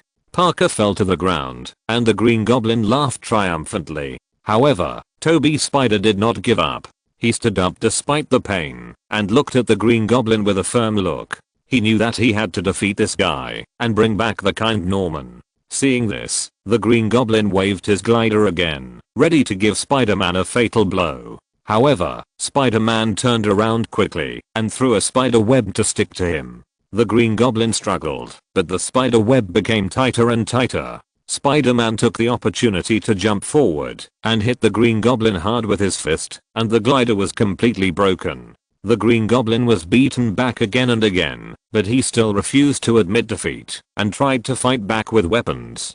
Spider-Man dodged flexibly. He used his advantage to change his position in the air, making it difficult for the Green Goblin to catch up. Then, he fired more spider silk, and trapped the Green Goblin in a huge web. The Green Goblin struggled hard, but the spider web was not affected at all. Just then, Spider-Man heard a sirens. The police finally arrived at the scene, and surrounded the Green Goblin. "You can't run away this time. I won't let you hurt more people." Parker took off his hood, and said to the trapped Green Goblin. The Green Goblin looked at Peter Parker in front of him with gritted teeth, but he was powerless to resist. Chapter 12. "Thank you, Peter Parker." "No, Spider-Man." The leading policeman saluted Parker, thanking him for subduing the Green Goblin. "Although some damage was caused, it was inevitable." "You're welcome. Can I ask, what will happen to him?" Parker looked at the Green Goblin, who had stopped struggling. After this tragic defeat, the Green Goblin shrank back, and became Norman's original personality again. "Peter, Harry, I'll leave it to you. I made a big mistake. I was too impatient." Norman looked at Parker weakly, and asked him to help take care of Harry. Parker nodded in agreement. His words may have to wait for the ruling from above. "We little Karami can't control such things," the sheriff said helplessly. He didn't know what Norman's ending would be. Parker nodded when he heard it. At this time, Norman had been taken to the police car, and detained in a serious criminal vehicle. The police also put handcuffs and leg cuffs on him, although Parker felt that they might not be of much use. But the most urgent task is to find out why Norman has become like this. Norman in the sky mentioned the physical enhancer. He wanted to find it and study whether it could solve Norman's evil personality. A new clip suddenly appeared in the sky. General SUO, who had been killed, was looking at the hang glider developed by Osmus Industries, and said that he was not here for the hang glider. Norman hurried to the laboratory and greeted the directors. The general asked about the effect of the physical enhancer. Dr. Shi said that after the mice absorbed it, their physical strength increased 8 times, but there was a side effect once. The general wanted to know what the side effects were. He learned that it was violent, aggressive, and crazy. When he asked the doctor for any suggestions, Norman stepped forward and interrupted Dr. Shi, explaining that except Dr. Shi, everyone else guaranteed that human experiments could be carried out. The general ignored Norman and looked directly at Dr. Shi. The doctor said that the entire research must be returned to the equation stage. The general sighed when he heard it, and Norman turned around and looked at the doctor in disbelief. The general told Norman that he had never supported Norman, and Norman's plan was approved by his predecessor. He also told him that he had approved the exploration of Spaciflight to conduct humanoid armor experiments. He bluntly said that if the human experiment of the physical enhancer failed, his research funding would be revoked, and the funds would be given to other companies. After that, he left directly. But the sky screen did not show how Parker became Spider-Man, but directly jumped to Norman's intention to use himself for human experiments in the laboratory. Dr. Shi kept persuading him not to do so, and warned him that the experiment had not yet succeeded. He wanted Norman to give him a little more time, to let him find the medical staff and volunteers, but Norman said that if he could not get the contract, Osmus Industries would have to go bankrupt. Seeing Norman's determined face, the doctor could only help him get a catalyst, which could make the physical enhancer integrate into the human body faster, and then drink it up, and then smash it hard. Dr. Shi helped him fix, and put him into the machine. The doctor was hesitant, but Norman nodded at him. The doctor had no choice but to press the switch. The green physical enhancer behind him quickly vaporized, and was sucked into Norman's body. The green smoke completely covered Norman. Norman's heart rate soared wildly, and the whole person was twitching. The doctor hurriedly expelled the gas, but Norman had rolled his eyes and his heart rate dropped to 0. Doctor, she ran to Norman with an anxious look on his face, and kept calling his name. He opened the fixator, and helped him do cardiopulmonary resuscitation. The heart rate machine behind him beat again. Just when the doctor turned his head to look, Norman suddenly opened his eyes, grabbed Dr. Shee's neck directly, and threw him out and smashed him on a machine. The scene changed, and Harry entered the room, and found Norman lying on the ground. He hurried forward to help him up, but Norman had no memory of what happened last night. At this time, a lady broke in, and told Norman that Dr. Smith was murdered in the laboratory, and his flight suit and glider were also stolen. When Harry saw this scene, he recalled that it had indeed happened, but because it was a company matter, he did not ask too much. It turned out that Norman had already become the Green Goblin at that time, but he had not yet completely integrated his personality. The military and the people of SYNCO did not expect that the physical enhancer would have such a big side effect. In addition, the person in charge, Dr. Smith, had died, so they decided to temporarily abandon the research on the physical enhancer and restarted when the side effects of the evil personality could be solved. At this time, the narration of the sky curtain sounded again. Peter Parker, you changed Norman's fate. The evil him should have died, but you saved him before everything was irreversible. It's a reward for you. A beam of light fell from the sky and landed in Parker's hand. When the light faded, it turned out to be a needle. Parker suddenly realized that this was the medicine to solve Norman's evil personality. He chased the police car without hesitation and injected the medicine into Norman's body. What is that? A policeman put his hand on the pistol, but did not pull it out. He just looked at Parker. Putting his hand on the gun was just his occupational disease. The antidote given by Cheyenne Meek can solve Norman Osborn's violent tendencies. It is a reward for me. Parker was also outspoken. After hearing that it was an antidote, the police were relieved. Don't look at Norman's harmless face now. If you have seen the scene of him fighting with Spider-Man, you will know that these escorting police are all terrified, fearing that the Green Goblin will suddenly attack and hurt people. Our 1.5 generation Spider-Man is frowning because his behavior on the sky screen has caused many people in New York to stop buying his newspaper. The sales of the newspaper this morning are less than 1/10 of the usual ones, which is like a bolt from the blue for him. Spider-Man and Green Goblin, Age of Fear. This is the headline on the front page of the Daily Bugle today. 1.5 generation Spider-Man said triumphantly, and asked Hoffman to help him apply for copyright. Parker thinks this is malicious slander against Spider-Man. He did not attack the city, but 1.5 generation Spider-Man disagrees with him, and directly tells him that slander is talking, and printing it is defamation.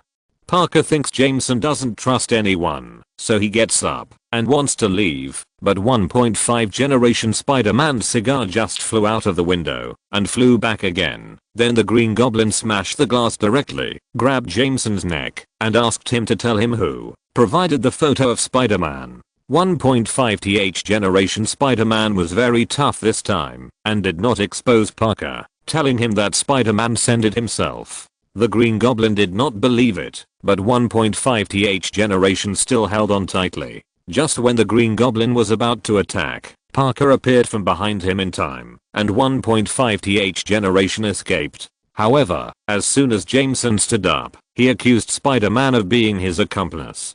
Parker directly blocked his mouth with spider silk and told him not to interrupt. As a result, he was accidentally hit by the Green Goblin's hypnotic gas, fell directly from the air and fainted, and was taken away by the Green Goblin. Chapter 13. Well, he is just a high school student. He has no defense at all. He was easily tricked by others. He is still inexperienced. Egghead watched Parker fainted and shook his head repeatedly. Ben also felt that Parker should hone his defense. Spider sense is not omnipotent. It will not cause danger or prompt. Over-reliance on spider sense makes Parker prone to tricks that he should not be tricked. At this time, countless people were worried about Spider-Man after seeing him fainted and taken away by the Green Goblin, and they began to cheer for Spider-Man. Parker heard the Green Goblin's voice in a daze. The Green Goblin felt that Spider-Man was very similar to him. Parker disagreed and said, "You are a murderer." The Green Goblin said, "Everyone has their own ambitions. You choose to be a superhero. People only have 3 minutes of enthusiasm for you. They just want to see the failure, fall and death of heroes. No matter what you do, they will hate you in the end. Why bother? Because it's right." The Green Goblin patted Parker on the head and told him, the only role of 8 million New York citizens is to hold a few outstanding geniuses on their shoulders. Just like Parker and him, and he said shamelessly that he could step on Spider-Man to death with 1 foot, but he gave Parker the opportunity to join him, achieve great things with him, and create a new future. Let Spider-Man choose whether to join him or fight him, causing countless deaths and injuries until one of them fell. Finally, the Green Goblin asked Parker to think about it and left. The next morning, the latest newspaper reported that Spider-Man and the Green Goblin were colluding with each other, and there were also news about citizens calling on the authorities to eliminate pests. Parker looked at these news with mixed feelings. The Green Goblin's words kept echoing in his mind. No matter what you do for them, they will hate you in the end. This scene once again aroused the anger of countless people, who began to spontaneously block the door of the Bugle Daily, demanding that the 1.5th generation Spider-Man come out to apologize to Spider-Man publicly, and strongly demanded that those reporters not disturb Peter Parker's life. Fortunately, the 1.5th generation in the sky did not tell Peter's news, even when the disaster was imminent, which made him change the views of a small number of people. Otherwise he would really be beaten to death at his doorstep by the angry people. That day, Mary Jane walked out of a company, and Parker, who had been waiting for a long time, saw her and hurriedly chased after her. Mary Jane was very surprised to see him. Parker asked, "How was the audition?" Mary Jane asked in confusion, "How did you know?" "I'm well informed. Your mother told Aunt May, and Aunt May told me." Mary Jane asked if he came to see her specially. Parker initially tried to cover it up, saying that he just happened to pass by and wanted to see a kind face. Then, under Mary Jane's gaze, he still said that he took the bus and taxi to come all the way. Parker then asked again, "How was the audition?" Mary Jane was a little disappointed when she heard it. "They asked me to take acting lessons. The soap opera asked me to take acting lessons." She laughed at herself. Parker wanted to treat Mary Jane to a hamburger, and the price was capped at $7.84. Mary Jane was very happy that Peter wanted to treat her to a hamburger, but she wanted to have dinner with Harry. She also invited Peter to go with her. But Peter still declined the offer and asked, "What happened between you?" "No, forget it. It's none of my business." But Mary Jane didn't think so. "Really? Then why do you care so much?" Parker denied it flatly. "I didn't." "You didn't? Why should I care?" "I don't know." "Why?" Parker stammered and said I don't know, repeating it twice. Mary Jane felt a little sorry that Parker didn't come with them, and then left. Parker looked at Mary Jane from a distance, but unexpectedly saw her being entangled by several men. His face changed immediately, and he walked up. Mary Jane had a bad feeling and started running, but was eventually blocked by several men. Several people surrounded her and began to tease her. One of them grabbed her shoulders and took off her clothes. Mary Jane panicked and fought back, but she was no match for several big men. Fortunately, Spider-Man used spider silk to pull the gangsters away in time and knocked them to the ground. Due to the urgency of the situation, Parker didn't even have time to put on his mask. Fearing that his identity would be exposed, Parker saw Mary Jane approaching and hurried into the alley. When Mary Jane looked around, Parker suddenly appeared upside down behind her, scaring her. Mary Jane said that she seemed to have a superhero bodyguard and praised Spider-Man for being so powerful. Parker lamented that some people didn't think so. Seeing this, Mary Jane repeated a sentence, "You're really great." Parker felt great to have an admirer. Mary Jane wanted to thank Spider-Man with a kiss, but Parker asked her to wait. Mary Jane knew what Spider-Man was worried about, so she just rolled it up to her lips and kissed him. After the two kissed passionately, Mary Jane helped him put on the hood, and Parker left directly with the spider silk, leaving only Mary Jane with an excited face. Seeing this, Uncle Ben looked at Parker, who had returned home, patted his shoulder, and told him, "Peter, you may like this girl very much, but Uncle wants to tell you that she may not be suitable for you. She likes Spider-Man."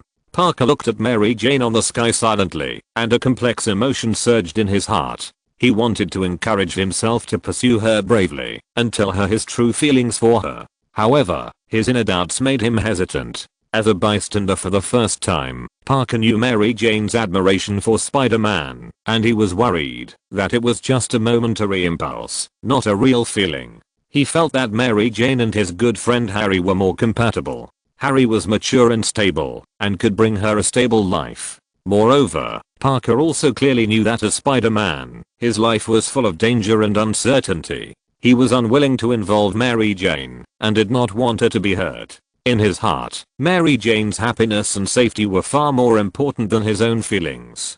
Parker's eyes revealed helplessness and contradictions. He silently decided to bury this love deep in his heart and guard Mary Jane as a friend. He hoped that Mary Jane could find her true happiness, even if that happiness was not what he could give. Uncle Ben knew that Parker had learned a lot about the future because of the Sky Curtain, and he had let go of a lot of his feelings for Mary Jane. He knew what kind of life Mary Jane wanted. As a person who had experienced it, Uncle Ben knew that Parker wanted to help her and Harry so that he could also let go of the burden and become Spider-Man. Chapter 14. Mary Jane looked at herself on the sky screen, who was excited because she kissed Spider-Man. Between Spider-Man and Harry, she obviously preferred Spider-Man in the future. She didn't know whether it was good or bad. Harry thought that Mary Jane should make the decision, and immediately began to find a way to contact Mary Jane, because Mary Jane was often surrounded by reporters at this time, wanting to wait for Spider-Man to appear. It was not easy to avoid these reporters, unless Parker took action, but Spider-Man took Mary Jane away in public, which would only make Mary Jane more and more concerned. One day, a house caught fire, and a mother cried that her child was still in the house. She wanted to rush in, but was stopped by the firefighters. At this time, a lady discovered the arrival of Spider-Man, and saw Parker rushing into the fire with a spider silk. Under the expectant gaze of the crowd, an explosion suddenly occurred, and the mother was so scared that she almost fell to her knees. Fortunately, Spider-Man successfully rescued the child, returned the child to the mother, and told her he's fine, very safe. The mother thanked Spider-Man profusely, but at this time, several policemen came out to spoil the mood, saying that Spider-Man was arrested and would be taken back to the police station. At this time, someone upstairs called for help. Parker looked back and said, "I'm going to save people." The police officer took a few deep breaths and said, "I'll wait for you to come back." "I won't come back." The police officer did not hesitate. Geo. Parker directly launched a spider silk and took off from the spot and rushed into the house. The house could collapse at any time. The upper floor had already collapsed. Following the crying female voice, Spider-Man walked behind the person wrapped in cloth, but unexpectedly the other party turned around and turned out to be the Green Goblin. It suddenly punched Parker and sent him flying backwards. The Green Goblin mocked Parker for not being creative at all and always flying into the fire. He asked him if he wanted to join him and secretly pinched a Green Goblin dart in his hand. Parker answered the Green Goblin without hesitation, "You are crazy," and the Green Goblin threw the dart directly. Several Green Goblin darts attacked, and Parker used his spider sense to twist and lower his head in the air to avoid all of them. When he landed, the Green Goblin was already in front of him and hit Parker hard. Parker used his spider sense to avoid the spinning darts again and kicked the Green Goblin back. Then he smashed the first two darts with his fist, but accidentally got his arm scratched by the third one. Then another dart was in front of him. Parker backed away, got up and punched the Green Goblin directly, and then pulled him back with spider silk and kicked him away. Then Parker saw that the situation in the house was not good, and in order to avoid being crushed under it, he left the fire directly. After the Green Goblin got up, Spider-Man had already disappeared. He roared angrily, "No one can refuse me." Tony saw this and felt that Spider-Man's spider sense was just so-so. He could actually be scratched. Shouldn't he have dodged or broken all of them? Why was he still injured? But Jarvis found something different. After his analysis, those darts only looked slow, but they were actually very fast and sharp.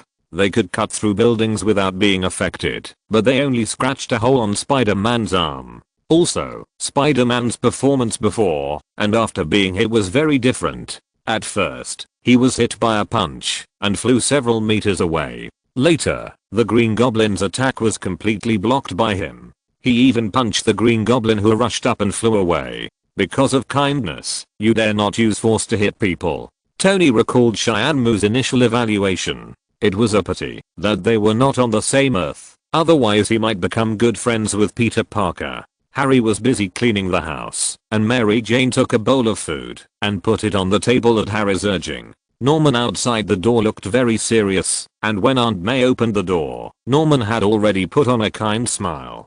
He smiled and apologized to Aunt May, explaining that he was too busy at work and brought fruitcake. After exchanging a few words with Aunt May, Norman saw Mary Jane, and Harry introduced both parties to Norman and Mary Jane. The two shook hands. Norman had always wanted to see Mary Jane. At this time, Peter was rushing here, and Aunt May was wondering if Peter Parker had forgotten to buy red plum jam. Parker fell outside the house, and the movement attracted the attention of everyone in the house. Aunt May shouted in confusion, "Peter?" Seeing that no one responded, Aunt May went upstairs, shouting as she walked, "Peter?" As soon as Parker entered the house and took off his mask, Aunt May walked to the door. Fortunately, Parker reacted very quickly and disappeared in an instant. Aunt May turned her head and saw nothing. Norman, Harry and others behind her also followed into the room. "Aunt May, it's strange. There's no one." The scene turned, and it turned out that Parker had been attached to the ceiling, but Parker's arm was injured, and blood was about to drip. Norman happened to be right below. Norman saw Parker's room, and thought he was a bit sloppy. Aunt May helped him explain that geniuses are like this. Just as Norman turned to leave, blood finally dripped down. The sound of blood dripping naturally could not be hidden from the strengthened Norman. He turned back immediately, and then found blood on the ground. Norman immediately looked up, but there was nothing on the ceiling. He narrowed his eyes and realized something in an instant. He walked straight to the windowsill and looked up and down. Fortunately, Parker was very smart and hid under the windowsill. Norman naturally could not see Parker under the windowsill through the windowsill. Parker hurriedly opened the door and came in with a bottle of red plum sauce in his hand. Norman, Harry and others had returned to the downstairs to wait for him. When they saw Parker coming in, they greeted him one after another. Parker joked that he needed to fight with an old lady to buy this bottle of red plum sauce. Aunt May hurriedly went up to kiss Parker and asked everyone to sit down and prepare for dinner. Parker shook hands with Norman and sat down. Seeing Mary Jane and Harry sitting together, a trace of loneliness flashed in his eyes. Aunt May put a plate of roast chicken in front of Norman. Norman tried to take the food with his hands, but Aunt May patted him. His eyes changed instantly. Aunt May asked Norman to cut the turkey. Norman picked up the knife with a smile. While sharpening the knife, he stared at Aunt May. At this time, Aunt May found that Parker's arm was actually bloody. Norman's face changed slightly after seeing it. Although Parker said that he was hit by a bicycle, when Aunt May unbuttoned his wrist and saw the wound, Norman confirmed his guess. He stared at the wound and asked Parker again how he was injured. Parker repeated it, but it couldn't convince Norman. He put down the knife, apologized to everyone, put on his clothes, and was about to leave. Harry followed him out with a puzzled look on his face. If you're listening to this novel on a channel other than Fanfic World, it means they downloaded and uploaded it without effort. We cordially invite you to visit our channel, Mundo Fanfic Novelos. There you'll find the original version of this story and you can explore many other novels of various genres. We're waiting for you to immerse yourself in a world of incredible novels. Chapter 15. Harry wanted Norman to know more about Mary Jane, but now he suddenly wanted to leave. Norman didn't want to pay attention to him and just walked away, but Harry held his hand. At this time, Norman, who was dominated by the Green Goblin, unceremoniously let Harry see Mary Jane clearly and asked, "Do you really think she is around you because she likes your personality?" Harry didn't understand, and Norman brought up his mother and said, "Your mother and her are both beautiful, until they knew that you have money in your trust fund, they became jackals." Norman's meaning couldn't be more obvious. Harry felt that Mary Jane was not that kind of person, but Norman gave him a piece of advice, asking him to get rid of her after getting her. Everyone in the room listened to the conversation between the father and son, and the atmosphere dropped to freezing point. Harry pushed the door in. Mary Jane thanked Harry for defending her, got up and picked up her coat. She was too embarrassed to stay here. Harry asked, "Did you all hear it?" Mary Jane answered bluntly, "Everyone heard what that pervert said." Although Norman insulted Mary Jane first, Harry was still angry when he heard Mary Jane calling Norman a pervert. He said a few words to Mary Jane, but she ignored him, apologized to Aunt May and left directly. Parker also shook his head. Harry looked at the father on the sky, who looked kind on the surface, but was extremely evil in his heart, and closed his eyes in pain. The damn physical enhancer turned his good father into a devil. "Mary, believe me, my father is not such a person. He must have been affected by that damn evil personality to say such things." Harry looked at Mary Jane on the side. She was secretly brought by Parker not long ago, because she was so annoyed by those reporters that she could hardly stay at home. Even her parents were deeply troubled by it, and it happened that Harry called her at that time. "It's okay." Mary Jane was still very upset and angry when she saw herself being evaluated like this on the sky curtain, but to some extent, Norman was not wrong, and she probably realized it herself, but she just didn't want to admit it. Harry saw that she was in a low mood, walked to her side, and hugged her shoulders. Parker didn't say anything when he saw this. His love for Mary Jane was slowly fading. The picture on the sky curtain made Parker realize that Mary Jane had never liked him. What she liked was Spider-Man and the young and rich nobleman. It was just that seeing the person he had always liked since childhood being hugged by others, he still had some fluctuations in his heart, but he suppressed them in his heart. The voice of the Green Goblin sounded, "Spider-Man is unmatched, but he can destroy Peter Parker. I can't do it." Norman's voice was full of pain. "I will never allow betrayal. I must teach Peter Parker a lesson." Norman turned around and looked at the Green Goblin mask on the chair, asking the Green Goblin to teach him what to do. The Green Goblin wanted to teach Parker what pain and loss were, and to make him suffer and live a life worse than death. Norman slowly knelt on the ground and began to surrender to the Green Goblin, asking, "What then?" The Green Goblin said, "And then killed him." It told Norman that smart people would not attack the enemy directly, but attack the heart. Oh shit. I guess it's either going to attack Aunt May or Mary Jane, this damn thing. Tony had guessed what the Green Goblin was thinking. Parker also had an ominous premonition in his heart. Sure enough, the sky directly revealed the Green Goblin's next move. At night, Aunt May was praying while looking at Uncle Ben's photo. Suddenly, an explosion came from behind. The Green Goblin came to Aunt May on a glider. Aunt May was frightened and at a loss. She was still reciting the prayer. The Green Goblin forced Aunt May to finish the prayer. Parker broke into the hospital directly and saw Aunt May, who was wailing. The nurse was treating Aunt May.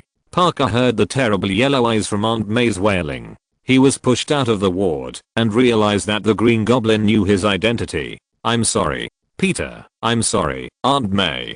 Please forgive my father." Harry knelt in front of Aunt May in pain and apologized sincerely for what his father had done. Uncle Ben and Aunt May hurried forward to help him up.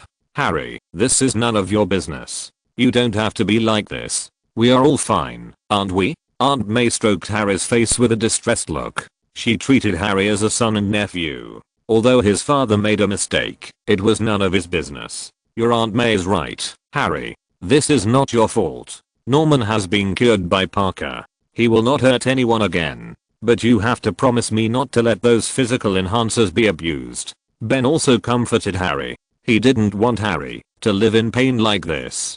"Thank you." Harry wiped the tears from his eyes and said to the two of them solemnly, "Thank you." In the ward, Parker held the hand of the sleeping Aunt May, and after a long silence, he apologized to her. From his expression, it can be seen that he felt guilty because he hurt Aunt May. Early the next morning, Mary Jane came to the hospital to visit Aunt May. Parker told her that Aunt May had slept all day and he thanked Mary Jane for visiting Aunt May. The two talked about what happened that night. Mary Jane blamed herself for leaving Aunt May alone. Parker asked about her and Harry. Mary Jane said that Harry had called her and she hadn't called back yet. In fact, I have fallen in love with another person. Are you serious? At least I think so. Mary Jane was a little embarrassed to say, but Parker wanted to hear it and wanted to know the other person's name.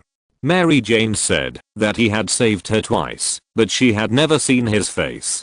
Parker immediately understood and sat down with a smile. Mary Jane thought Parker was joking, but Parker was very serious about praising Spider-Man for being cool. He was really bragging. Parker also pretended to be Spider-Man's photographer and said that Spider-Man mentioned her. In Parker's own words, Mary Jane's advantage was that when the two of them looked at each other, everything became special. He would feel stronger, weaker, excited and scared. Parker himself couldn't tell what that feeling was, just like an unattainable dream. Aunt May smiled with relief when she heard Parker's words. Mary Jane realized that this was Parker's confession to her and reached out to hold his hand. At this time, Harry came in with flowers. Parker saw it and immediately let go of Mary Jane's hand. The atmosphere between the three people gradually became awkward and Parker bit the bullet and greeted him. Harry, who was returning home at night, suddenly heard a strange laugh. He called for his father and went upstairs to look for him. Norman came out expressionlessly and asked, "What's the matter? You read Mary right. You're right. She's in love with Peter." "Parker? Does he like her?" Harry replied, "He's had a crush on her since the 4th grade. He pretended not to, but she's the one he cares about the most." Norman apologized to Harry for not spending time with him for so many years. Harry said he understood his father, but Norman thought it was just an excuse. He was proud of Harry and shouldn't have ignored Harry. He would compensate him and claimed he would seek justice for him. Then the two hugged each other. Chapter 16. Tony got new hope from Cheyenne Moo and started to be venomous again. No, Harry, you misunderstood. Mary Jane doesn't like Parker, but it may be worse because your opponent is Spider-Man. Not everyone is both Iron Man and a billionaire. Tony said nonsense, but Pepper appeared behind him without knowing when and asked, "Do you think Mary Jane will like you?" "Oh, Pepper, when did you come? How come I didn't know? I just came and heard someone being narcissistic." Pepper walked towards Tony with a smile, and Tony showed a panic expression on his face, which was rare. The Green Goblin suddenly jumped out of the picture. This scene scared some people who were concentrating on Cheyenne Moo. A black man in Florida was standing on the roof and preparing to shoot, and he was so scared that he almost fell down the stairs. The scene turned. Parker fell asleep on the side of the bed. Aunt May was touching his head and shouting at him, asking Parker to go home. He looked terrible. Parker didn't want to leave Aunt May alone, and Aunt May felt safe. Parker asked, "What can I do for you? You've done enough for me. You have to accompany me while working and studying. You're not Superman." Parker was amused by Aunt May. Aunt May looked at Parker, who finally laughed and said with relief, "You finally laughed. I haven't seen you laugh since Mary Jane left." Parker realized at this time that Aunt May had woken up. Aunt May talked about Mary Jane moving next door when Parker was only 6 years old. She said that Parker fell in love with Mary Jane at first sight and thought she was an angel. Parker looked incredulous, but soon said that Harry loved her and she was still Harry's girlfriend. Parker felt that Mary Jane didn't understand him, but Aunt May thought it was Parker himself who didn't let her understand. He was always so mysterious. Aunt May asked Parker to tell her and let her know how much she liked her. "What's the matter? Everyone can see it." Parker was awakened by a word and suddenly realized that Mary Jane would be in danger. He hurried out to call Mary Jane. The call went through. Parker was about to remind Mary Jane, but found that it was a recording of the call. He could only helplessly tell Mary Jane not to go into the dark alley after hearing the recording. Unexpectedly, the voice of the Green Goblin came from inside, inviting Spider-Man to come out and play. Parker's tone became cold and asked, "Where is she?" Mary Jane woke up from her coma. She didn't know what happened yet. She stood up and was blown by the wind and found that she was on the bridge. She almost fell down. The Green Goblin passed by her head and cut off a section of steel bars with his hang glider. If Mary Jane hadn't lowered her head in time, she might have died on the spot. The Green Goblin brushed past the sightseeing cable car and gave an evil greeting to the people on it. The children on the car thought it was cool, but they might not think so next. The Green Goblin was flying while chanting his own jingle, and then a missile blew up all the cable buildings that fixed the sightseeing cable car on the bridge. The explosion caused the cars on the bridge to be in a mess. Parker came late on the other side and saw this scene and said angrily, "Green Goblin, what did you do?" The explosion of the building caused the cable on one side to lose its support, and the cable car fell directly down, but the Green Goblin suddenly flew over and grabbed the broken cable of the cable car and slowly flew up. Parker was at the other end of the bridge and used her spider silks as a slingshot to eject himself. Then he used the bridge to quickly approach the Green Goblin. When he landed in front of the Green Goblin had already held the cable car with one hand and pinched Mary Jane's neck with the other hand, hanging both of them in the air. Spider-Man, this is why fools try to be heroes, because you never know when a madman will come up with a cruel question. Will it be the death of the woman you love? Or the death of an innocent child? Mary Jane panicked and her shoes fell off her feet. The children on the other side also shouted for Spider-Man to save them. The Green Goblin urged Spider-Man to make a choice quickly. Being a hero comes at a price. Green Goblin, don't do this. Parker tried to persuade him, but the Green Goblin believed that their choices determined their respective identities, and then he let go of his hands. This damn thing. He only knows how to bully women and children. This Green Goblin is so despicable. He can only use Spider-Man's family to threaten him. He has no moral bottom line at all. He is just a coward. He dare not challenge Spider-Man head on, and can only use such despicable means. This behavior is simply insane. He is no longer worthy of being called a human being. He is a demon. He should be ashamed of what he has done. Threatening innocent people, he is a despicable villain. This method of threatening others' family members is extremely cruel. This Green Goblin should be severely punished. He is the cancer of society. We can't let him succeed. We must unite to support Spider-Man and fight against his evil together. Due to the lag in the news, many people still don't know that the real Green Goblin has been subdued by Spider-Man, so they angrily cursed when they saw the Green Goblin kidnapping and hurting others. Spider-Man 1.5 also immediately ordered to put the headline of calling on the authorities to punish the Green Goblin on the front page of tomorrow's newspaper. He wanted to save his newspaper sales. After all, the sales in the past 2 days were too bad. When he got home, he was scolded by his wife. She didn't let him go to bed, so he had to sleep on the sofa. His waist was almost broken. Spider-Man's eyepiece reflected the appearance of Mary Jane and the cable car falling. Parker made a decision in an instant. He ran towards the lighter Mary Jane first, fell down and hugged her, and then used the inertia of the spider silk to swing himself to the cable car. He successfully grabbed the cable car, clamped Mary Jane with his feet, and freed one hand to shoot spider silk, successfully saving both parties. Beautiful. Using the inertia of the spider silk to speed up his speed, he can also free up one hand to shoot spider silk. This Spider-Man is very suitable to be a comrade in arms. He is not panicked in critical moments. Tony admires Parker's behavior very much. He would do the same at most. Spider-Man, I want to give birth to little spiders for you. A fanatical female fan shouted wildly towards the sky. Well done. You saved your lover and the child. Quickly beat the damn Green Goblin away. Cheers to Spider-Man. Cheers. In a bar, everyone raised their glasses and looked at the sky screen, celebrating Spider-Man's rescue. The sky screen will not be blocked by anything. As long as you want to see it, you can see it by looking up.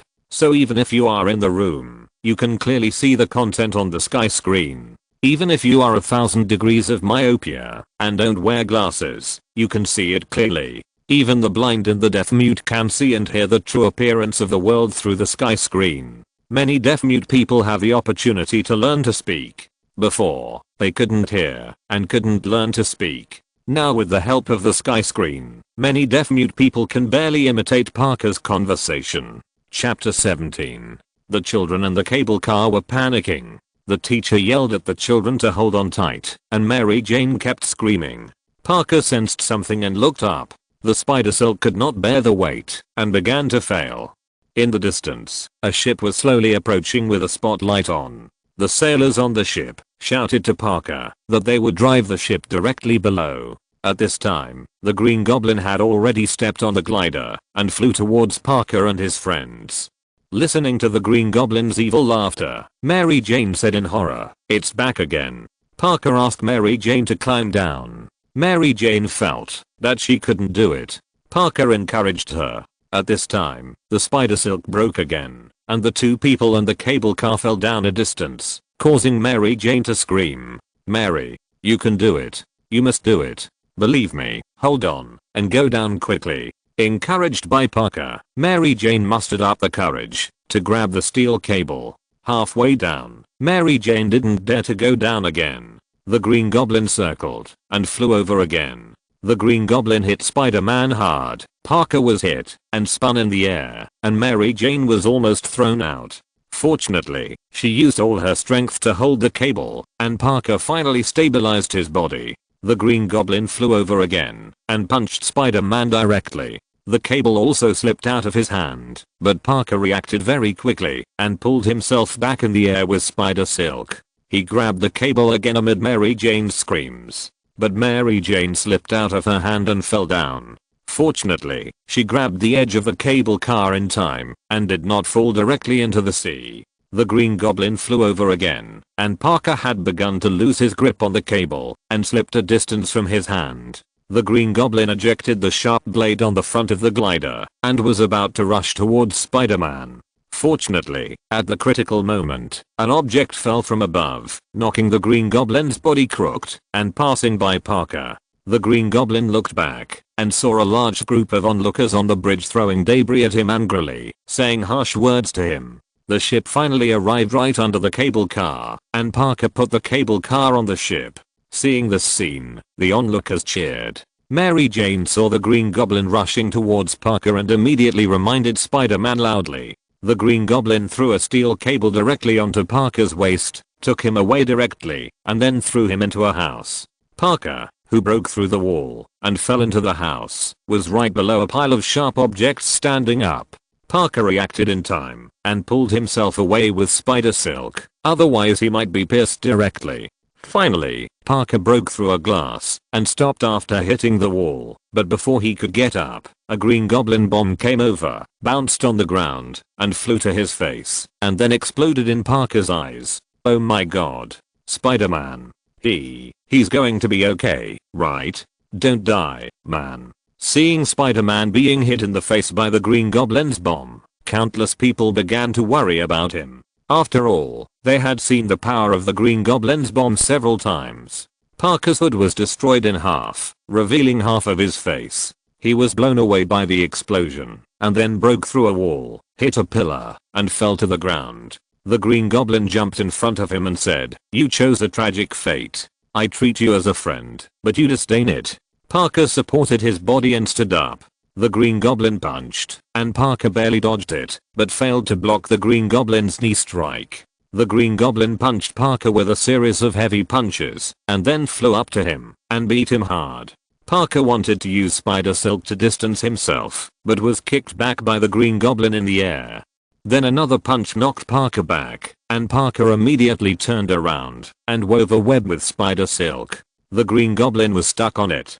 Parker wanted to attack the Green Goblin before he could break free, but the Green Goblin kicked him back. Finally, the Green Goblin kicked Parker again and hit the wall. Parker was obviously exhausted. He raised his arm to shoot spider silk, but was stepped on by the Green Goblin. "You have already woven the spider web, Spider-Man. If you were not so selfish, I would let your girlfriend die happily, but now you have pissed me off. I will slowly torture her to death." The villain dies because he talks too much. He has the advantage and still keeps talking nonsense to irritate Spider-Man. Don't you know that he has not been using any strength? Tony looked at the Green Goblin's words on the sky screen. He knew with his ass that Parker would be irritated by these words. How terrible is an angry Spider-Man? The Green Goblin probably has no idea what's going on. Tony, you're right. Parker's eyes have become murderous. Who are you messing with? Why would you mess with him? Don't you know that an honest man is afraid of himself when he gets angry? Nick Fury used his one eye to accurately analyze Parker's psychology, and he knew that the Green Goblin would suffer next. Mary and I will definitely have a lot of fun.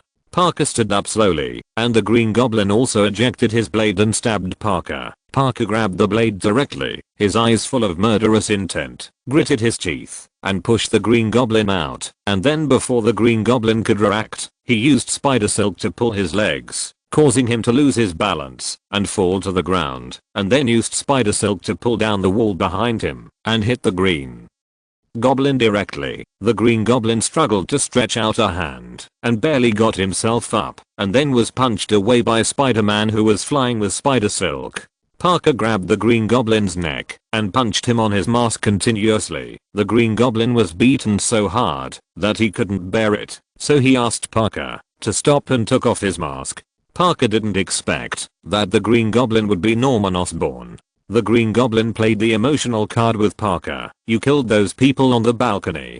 That was done by the Green Goblin, and it had nothing to do with me. Don't let the inner demon control me again. Please, protect me. Norman looked at Parker with a pleading look. You wanted to kill Aunt May and Mary Jane.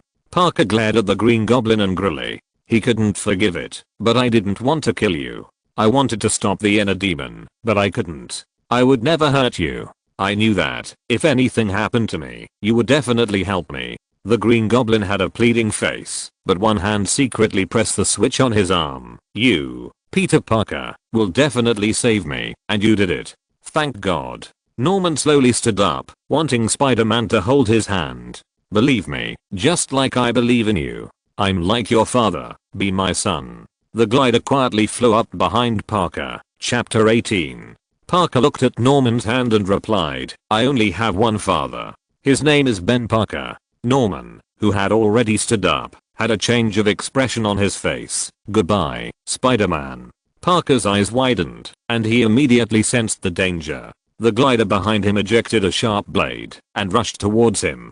Parker did a backflip on the spot. Norman only had time to say oh, and then the sharp blade of the glider pierced directly into Norman's body. He wailed in pain, and Parker watched quietly on the side. Norman took his last breath. Peter, don't tell Harry. After saying that, he lost his breath and fell on the glider. Parker looked at Norman's body, and he didn't know what he was thinking. Parker took Norman's body back to his home. He had just put Norman's body on his bed, but Harry happened to see this scene. Harry asked angrily, what did you do? What did you do? Harry then took out a pistol from the cabinet, and when he looked up, Parker had disappeared. Harry looked at the room blankly, not knowing what to do. You've got yourself into trouble. Is Spider-Man so easily attacked? But his physical fitness is too good. Jarvis, play the scene of Spider-Man being hit in the face by the Green Goblin's bomb. Tony watched the sky screen fall silent again for a short time, and hurriedly asked Jarvis to help analyze the situation. It can blow up the balcony and turn people into bones easily, but Peter Parker can catch the bomb on his face, and this bomb is obviously very powerful. Spider-Man was blown away and crashed into the wall, but only his hood was destroyed. Even his face was not broken. He was just dizzy and a little weak for the time being. Fuckman looked at the analysis report in his hand and rubbed his eyebrows. This was submitted by the Snake and Shield immediately after the sky curtain fell silent. Is the physical strength extremely high? No wonder the dart before could easily cut the steel bars, but only scratched his arm. And in the later battle, he seemed to be unaffected by the wound. This shows that his recovery ability is also very strong. Ordinary people can't recover so quickly from injuries. Regarding Tony Stark, I invited him to join the Avengers before, but he refused. Later, the Sky Curtain narrator answered Tony's question. I always wanted to know what he asked. Nick Fury put down the report in his hand and looked up at Hill standing next to him. I don't know if he has found the answer. Natasha said he hasn't been working and stays at home every day. I don't know what he is doing. I think I have to go to his house and ask him in person. Go directly to his house. He was very dissatisfied with you for entering his house without permission. Hill said, standing aside. It doesn't matter. Anyway, he has a bad impression of me. It doesn't matter if it's a little worse. Get the things ready. I think he may need that thing. At Norman Osborn's funeral, Harry, dressed in black, stood in front of the grave. Parker walked up from behind him and greeted him. I'm sorry, Harry. I know how it feels to lose your father. I didn't lose him. He was taken away. One day, Spider-Man will pay the price. I swear, I will make Spider-Man pay the price.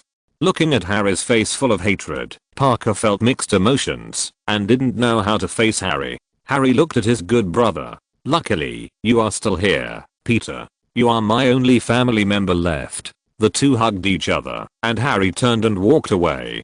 Parker looked at Harry's figure, feeling very complicated. He turned his head and glanced at Aunt May and Mary Jane, who were talking. No matter what I do, no matter how hard I try, the people I love the most will pay the price. The words of the Green Goblin echoed in his heart. Parker stood in front of Uncle Ben's tombstone. Mary Jane came over, and the two hugged each other. Mary Jane said with red eyes, "You must miss him very much. It's sad to lose him. I've always wanted to tell you something. When I was on the bridge, I thought I was going to die. I only thought of one person in my heart, but he was not the person I thought I would think of. He was you, Peter. I always thought that, if I could survive, I would like to see Peter Parker again." Mary Jane reached out and touched Parker's face. Parker was a little surprised and said, "Really? There is only one person who has been with me from beginning to end. It makes me feel that I'm much better than I thought. I'm me. And it feels good. The fact is, I love you. I love you so much, Peter." Then Mary Jane kissed him directly. During the kiss, Mary Jane felt that something was wrong with Parker. She looked at Parker and tears appeared in her eyes. I want to tell her how much I love her, but I can't.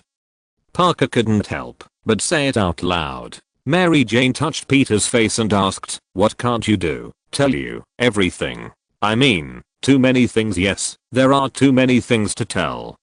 Mary Jane looked at Parker with red eyes and smiled, but she already had an ominous premonition in her heart. "What I want to tell you is that I will always be with you and take care of you. I promise you that I will always be your friend." Hearing this, Mary Jane closed her eyes in disappointment. "Just a friend? Peter Parker, I can only give you so much." The two looked at each other, and Mary Jane's tears finally flowed from her eyes. Parker looked at her crying and left silently. Mary Jane suddenly touched her lips, as if she realized something, turned her head to look at Parker, and Parker gradually walked away. No matter what my future holds, I will never forget that sentence. The greater the ability, the greater the responsibility. This is my gift and my curse. Who am I? I'm Spider-Man. The last scene is a video of Spider-Man swinging on a spider web in the city, and finally landing on a flagpole. Because you are Spider-Man, you don't want to drag Mary Jane down. You are such an innocent child. It's a pity that you didn't meet me, otherwise I would tell you that you can have both a superhero and a lover.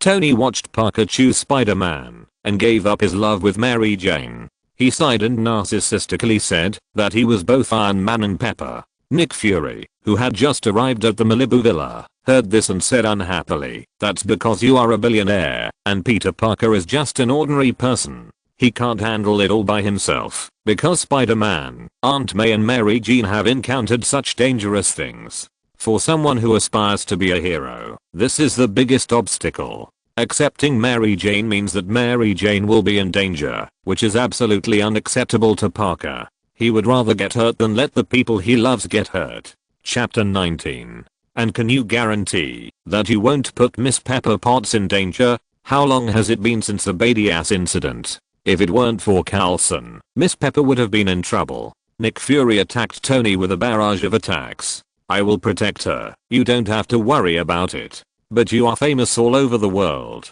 Now the most famous person in the world besides Peter Parker is Tony Stark, right? The president is not as famous as you. Why do you think you can definitely protect her?" Boiled Egghead stared at Tony with his one eye. Tony also fell silent rarely. Cheyenne Moo answered your question in person. "What did you ask?" This question has been lingering in his mind. At this time, Nick Fury didn't know about Tony's palladium poisoning. Although he has always been concerned about Tony, it is still early now. Tony's palladium poisoning symptoms have not yet appeared, only he knows it. What if I told you? Do you know the answer? It only says it's around me, but I've searched the whole house and I can't find the damn answer. Tony suddenly angrily threw the chlorophyll juice on the table and threw it on the ground. The green juice attracted Nick Fury's attention. What is that? I don't remember you having a habit of drinking this strange drink. You want to know? Come, let me show you. Tony took off his shirt, revealing the reactor on his chest and the palladium poisoning symptoms that had already appeared in the middle of his chest. Palladium poisoning? Nick Fury certainly knew that Tony's reactor was made of palladium, but he didn't expect it to cause him palladium poisoning, and it seemed to have been for a while, but the symptoms were not obvious enough. No wonder their people didn't notice it. I've been looking for a substitute for palladium, and I've tried all combinations of element. Tony was a little depressed, and Cheyenne Mu didn't reveal any more information. He searched everywhere but couldn't find the answer. I think you haven't tried them all. The fuck man smiled slightly and thought of the answer. What do you mean? What haven't I tried? Tony looked puzzled. Because of Cheyenne Mu's response, Stark Industries attracted a lot of attention, and Tony was troubled by palladium poisoning, so he gave the position of CEO of Stark Industries to Pepper in advance, which also touched Pepper. It was at that time that Natasha approached Tony as a notary and attracted Tony's attention with her beauty. The name she used was Natalie Rochman. The first time Natasha met Tony, she impressed him with her abilities. The resume created by the Snake Shield for her was impeccable. She was proficient in multiple languages, had been a model, and knocked down happy at first sight. Tony wanted her immediately. With Tony's permission, Natasha smoothly entered Stark Industries and became Tony's assistant. Later, Pepper asked her to go over until Egghead came to her. While Nick Fury and Tony were still talking, Natasha in a tights came over. I have cut off the connection between here and the outside world. Tony stared at Natasha with wide eyes and suddenly realized something and said directly, "You are fired." Natasha smiled slightly. "This is not up to you to decide. Because Pepper is the CEO of Stark Industries now, Tony cannot fire her without Pepper. Tony, let me introduce you. This is Agent Romanoff. I'm an undercover agent of S.H.I.E.L.D. After Cheyenne Mu answered your question, Director Fury sent me here to observe you." Tony covered his face, looking helpless. "You'd better apologize to me. We must ensure your safety. Tony, you are too famous now. Do you know how many people tried to approach you after that? We helped you solve those troubles." Nick Fury gestured to Natasha, and she walked out. "We originally thought that, as long as we could get the outsiders close to you, we didn't expect you to get palladium poisoning. Fortunately, the situation is not serious." Natasha walked back with an injection in her hand. This was made by scientists immediately after Nick Fury learned that Tony was poisoned by palladium. It was just delivered. "Give me the injection." Natasha directly stabbed the needle into Tony's neck. "Ah. What are you going to do? Are you going to sell my kidney? That's lithium dioxide, which can alleviate your symptoms and give you more time to find the answer that Cheyenne Mu said." Nick Fury told him that Howard Stark was one of the founders of S.H.I.E.L.D. and let him know that Howard only used the arc reactor as a springboard for technology. He wanted to start a new energy competition, but he failed due to the limitations of the technology at the time.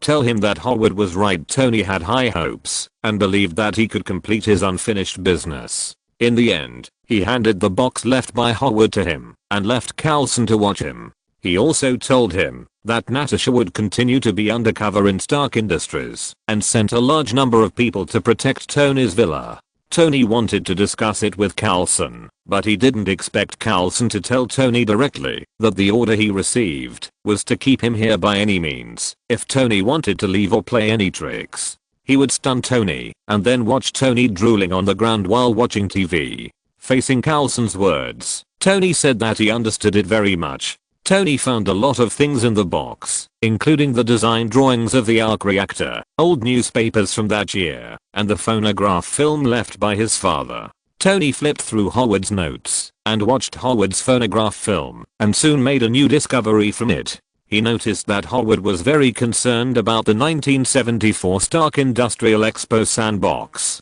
Tony chose to leave the villa directly, but was stopped by Carlson. Tony could only tell him that Stark Industries had what he wanted, and he had to go get it himself. Finally, accompanied by Carlson, he came to the company and moved the sand table back. On the way, he met Pepper, who was busy and exhausted, but because of Natasha and Carlson, Tony didn't talk to her too much. Tony returned home and looked at the label on the sand table. The key to the future is here thoughtfully. With the help of Jarvis, he made a digital model of the sand table. Then he got inspiration from the sand table design left by Howard. He wanted to do it himself, but thinking that Carlson's free labor would be wasted, he asked them to renovate the entire villa, and then he personally built a prism accelerator and successfully created a new element. The news that Tony successfully created a new element quickly spread from Carlson to the ears of Egghead. He smiled slightly and was also a little surprised that Tony actually succeeded, but now Tony is about to face the Senate hearing. Chapter 20. Just after Stark created the cosmic cube isotope, the sky that had been silent for a long time lit up again. Wow, I thought you were going to keep the screen black for a year or so. It lit up so quickly? Tony, who had just finished attending the hearing, looked at the sky that lit up again and said venomously. This time the sky ignored him, but a passionate music sounded, and the picture changed quickly. She looks at me every day, Mary Jane. I really hope she knows how much I love her. But she will never know that I chose a life of responsibility to shoulder, and chose a life destined to be away from her. Who am I? I'm Spider-Man. I have a sacred mission. I'm also Peter Parker, and I also have work to do. Peter Parker's monologue aroused the emotion of many people. In order to protect her, he chose to stay away from her. This may be the helplessness of superheroes. Because of the month-long silence of Sky Curtain, the popularity of Spider-Man has gradually decreased. It no longer dominates the hot search list, but it is still the headline of the newspaper every day. New York has also attracted a wave of immigration. Because everyone knows that Spider-Man is in New York, the NYPD in New York has even entered a rare leisure period. It's just that the top management is troubled by the existence of Spider-Man. Now he is an idol all over the world. Because of his existence, the crime rate in New York has been falling, but this has also caused the police to fall into a useless public opinion storm. But the police can't do anything bad to Spider-Man now. If his fans can be counted, there are at least more than 2 billion people. Finally, a senior New York executive came up with an idea and personally went to talk to Peter Parker, making Parker a special employee of the New York Police Department and paying him a salary. No restrictions were imposed on Parker, just let him hang a name, so as not to make the police appear too incompetent. Parker thought about it and agreed, and Uncle Ben was also very relieved. At the same time, because Mary Jane and others became famous, she also became an actress as she wished, but due to her limited acting skills, the director didn't know whether she could succeed, even if he wanted to promote her for a while, so he could only give her the position of the heroine on a trial basis. Aunt May and Uncle Ben also moved back to their original house. After Parker became a special police officer, Commissioner Stacy of the New York Police Department personally held a press conference, requiring reporters not to cause trouble to Parker's family, otherwise they would all be arrested. Since then, no reporter dared to block the door. Norman Osborn was also charged with intentional homicide, but because it was caused by the side effects of physical enhancers, he was given a lighter sentence and is currently detained in a mental hospital for further examination. On the street are Mary Jane's promotional photos. Parker is seen riding a scooter, wearing a helmet, and looking at Mary Jane's photo absent-mindedly. A pizza shop employee is shouting Parker, Parker, in front of him. Parker turned his head and braked immediately, almost hitting the clerk, who was so scared that he shouted, "Stop, stop." Parker squeezed the brakes tightly, and the entire rear wheel was lifted up, before he could barely stop.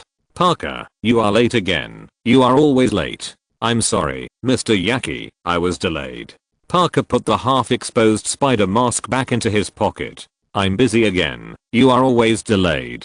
Hurry. There was an order 20 minutes ago." Yaki walked into the store, Horan Law Firm, and asked Parker to deliver it within 8 minutes. If he couldn't deliver it on time, not only would he not receive the money, but he would also lose this big customer. Yazzie regarded Parker as his last hope and told him solemnly, "Peter, you are a good boy, but you always make people worry. This is your last chance. Ride 42 blocks in 7.5 minutes, or get out." Parker was stunned. Seeing this, Yaki shouted angrily, "Geo." Parker rode a small motorcycle and sped along the road. The throttle was smoking. He almost had an accident because of opening the door. Finally, he was forced to stop at the intersection by the bus. Parker looked up at the clock at the intersection and made a decision. He ran into an alley with the pizza in his arms. This scene was seen by a black guy. The next second, Spider-Man flew out of the alley with the pizza. He shouted, "Wow. He stole that guy's pizza." Puff. Ha ha ha ha. Tony covered his stomach and laughed until he almost suffocated. Even Nick Fury couldn't help laughing. This black guy had a really big imagination. He actually imagined that Spider-Man stole someone else's pizza. What for? "I'm on the Sky Dome." The black guy looked at the Sky Dome and shouted in surprise. Then he attracted the attention of everyone around him. His face turned red and he ran away. Fortunately, he was dark enough that his blushing could not be seen. Parker was swinging his spider silk wildly on the street and suddenly found that the ball of two children fell on the road and a truck was coming towards them. Parker threw the pizza out casually and then swooped down to rescue the two children at the critical moment. Parker warned the two children, received some thanks, and flew away. At this time, a man came to the roof and looked at the piles of pizza on the side in surprise. When he took a piece from it, Parker flew over and took the whole bunch of pizza away. The man looked at the remaining pizza in his hand and wanted to bite it. Parker's spider silk arrived in time and grabbed the pizza. The man bit into nothing and was surprised. "You dare to steal Spider-Man's pizza? Are you so brave, brother?" A man in a suit said with a smile. "It looks so delicious. Mommy, can we have pizza tonight?" A little girl looked at the sky, drooling. Parker rushed to Horan Law Firm and entered the cleaning room from the window. The front desk clerk looked at Parker, who came out with a puzzled look. Because of his arrival, the brooms and other items in the room were all over the place. Parker spent some time to close the door. He picked up the pizza and carefully tore off the spider silk on the pizza box and sent it to the front desk. The front desk clerk saw that it was overtime and chewed gum to indicate that he would not pay. Hearing this, Parker had no choice but to remove the rope and wanted to return the same way. The front desk clerk said, "Elevator." Parker obediently got off the elevator. Back in the store, Parker was scolded by Yaki. "I promised to deliver it in 29 minutes. You don't take this promise seriously, but I'm very serious." Parker wanted to explain, but the boss didn't give him any chance and directly told him that he was fired and tore off the advertisement on his helmet. Then the sky fell silent. Poor Peter Parker. He has to save citizens and work at the same time. He will be overwhelmed if he continues like this. Tony frowned and looked at the sky. He no longer had the energy to laugh wildly while holding his stomach. He realized that if Parker continued like this, he would definitely get into trouble. Chapter 21. In the Daily Bugle, Spider-Man 1.5 looked at the photo submitted by Parker and said to him, "Parker, you are fired." "Why?" Parker asked, puzzled. "A puppy catching a frisbee? Pigeons in the park? Two old men playing chess. I just want to show the warm side of New York City." At this time, Fat Robbie came in and told Jameson that the deadline was 6 minutes later and they were still short of front page space. "I'm not paying you to do art. I told you to leave me alone." He yelled at Brent, who had walked in several times, and then said to Parker, "It's because Spider-Man only wants you to take pictures. He won't let me take pictures. You've made him a public enemy." "Then I'm so proud.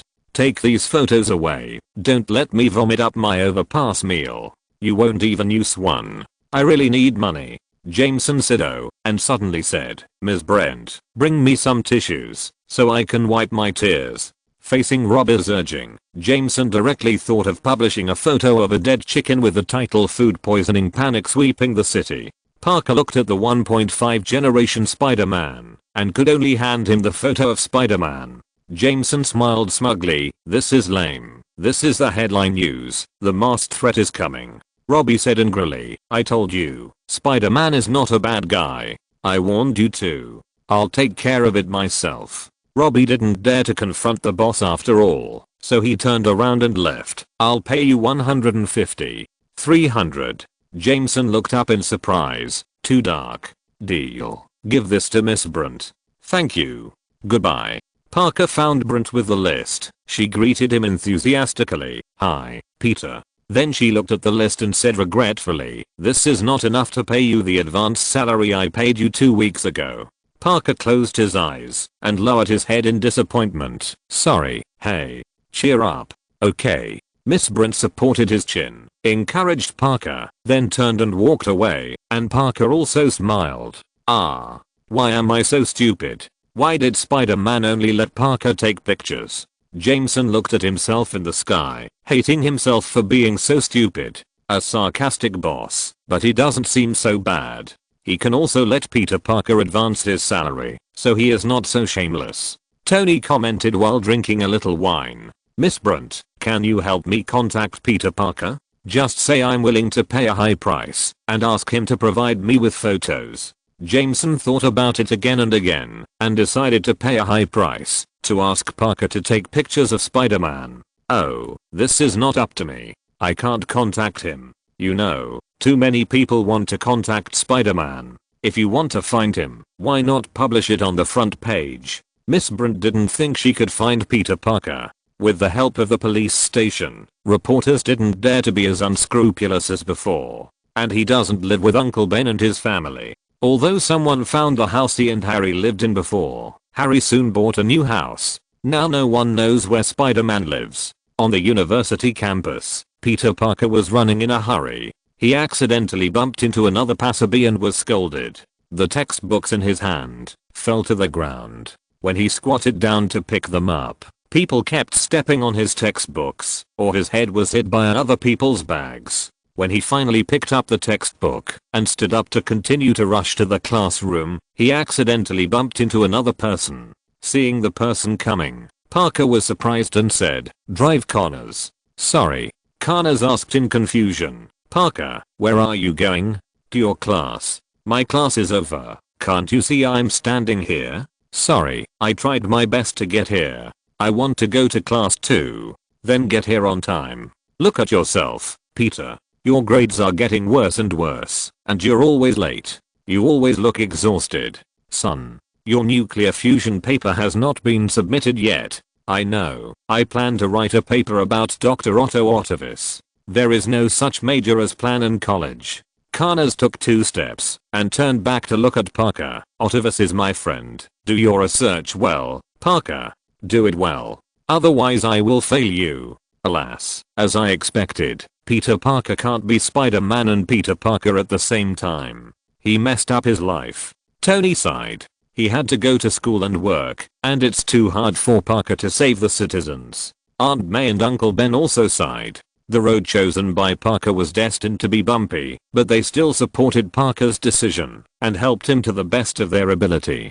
Connors knew that he must admire Peter Parker very much, otherwise he would not tell him so earnestly. At this time, there was still some time before Parker entered school. He was looking forward to getting along with this superhero in the future. He would try his best to educate him. Although Harry was shocked at first that his father would die under his glider, it was his own fault, and Norman in reality had been cured by Parker with medicine, and the evil personality had disappeared without a trace. He was currently detained in a mental hospital and read newspapers every day. Norman also knew that he had made a big mistake, but it was only because it was caused by the second personality, plus Spider-Man's guarantee that he was locked up in a mental hospital. Otherwise he should have been in prison. At night, Parker rode his beloved scooter back to Aunt May's house. As soon as he took off his helmet, after entering the door, Mary Jane and Harry gave him a surprise. Aunt May happily asked Parker to say something, but Parker obviously didn't understand the situation and didn't know what day it was. "Peter, today is your birthday. Look, you forgot it yourself." Aunt May hugged Parker's face and kissed him twice, and Parker realized that today was his birthday. Parker may live in another world. "Right, Peter?" Parker excitedly greeted Mary Jane and Harry. "Long time no see."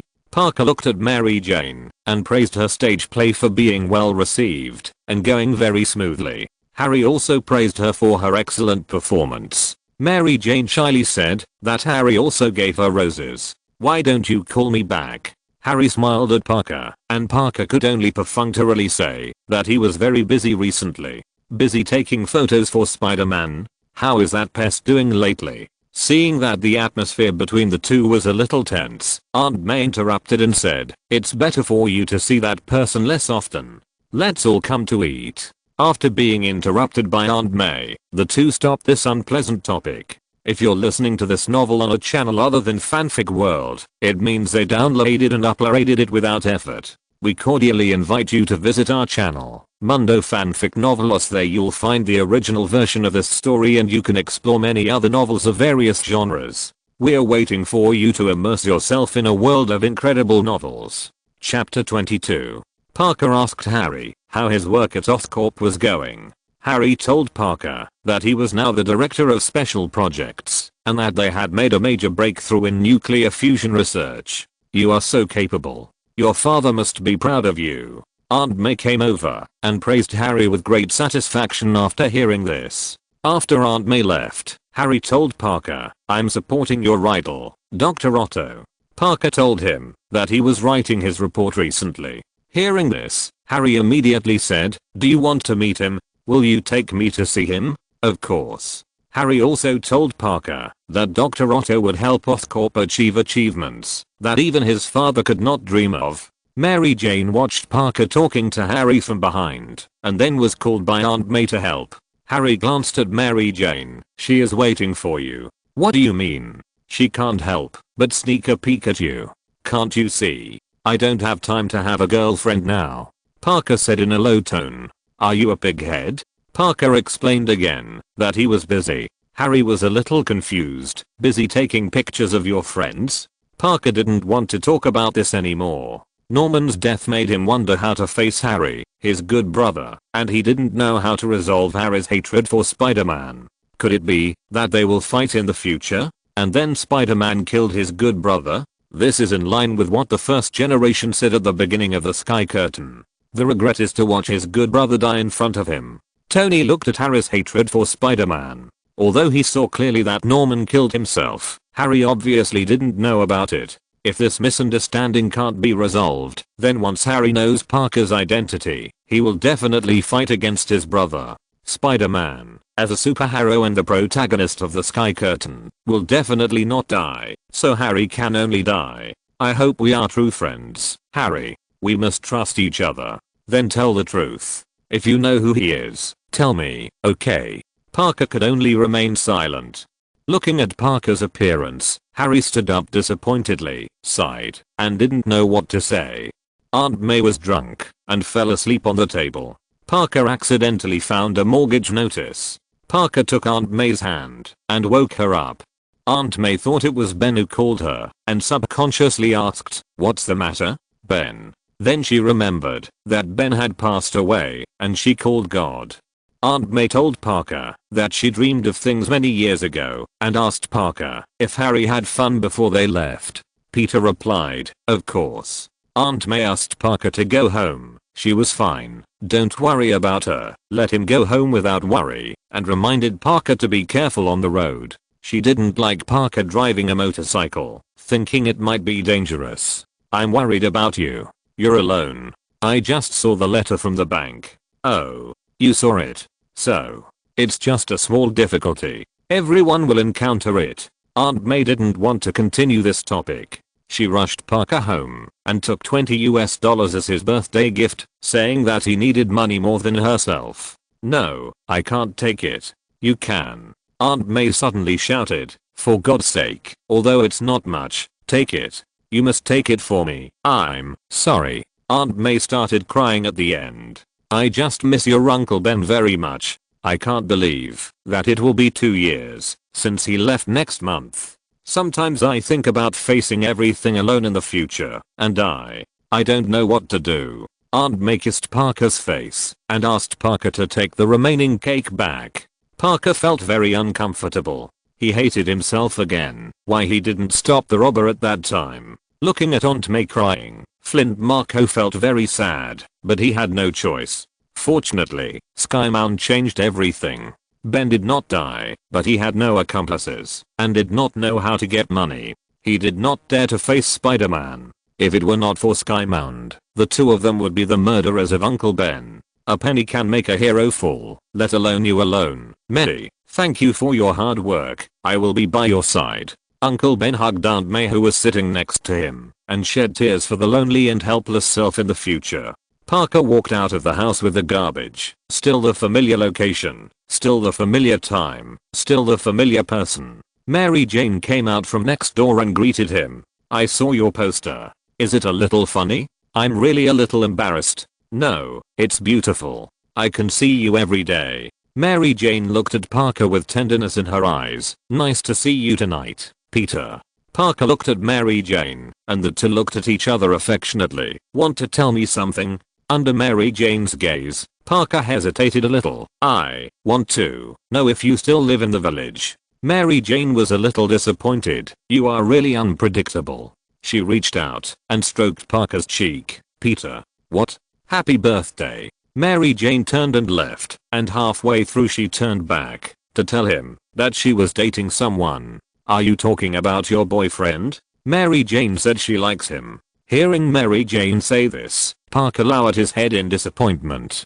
Facing Mary Jane's question, Parker forced a smile and said, that's good. You have someone to accompany you. Maybe we will go a step further. A step further? I don't know. I'll go to see your performance tomorrow night. Mary Jane asked with a little surprise. Will you come? Parker looked at her firmly. I will go. Don't let me down. I won't. I guess Parker will definitely not be able to go. There will definitely be a lot of troubles waiting for him at that time, so that he can't arrive on time, or even arrive after the end. Tony predicted Parker's dance tomorrow night, based on his premonition. Parker, don't promise things you can't do, understand? Uncle Ben looked at Parker and reminded him. Parker returned to his rental house. Just as he was about to enter the house, the door opposite opened, and a voice came from inside. Rent. Parker turned his head and saw that the landlord was playing cards with someone. He could actually hear Parker coming back. He knew it was Parker even without opening the door or turning his head. Chapter 23. Parker said hello to the landlord. Hi. But the landlord didn't give him face at all. Hi. What do you mean by hi? Can hi be used as money?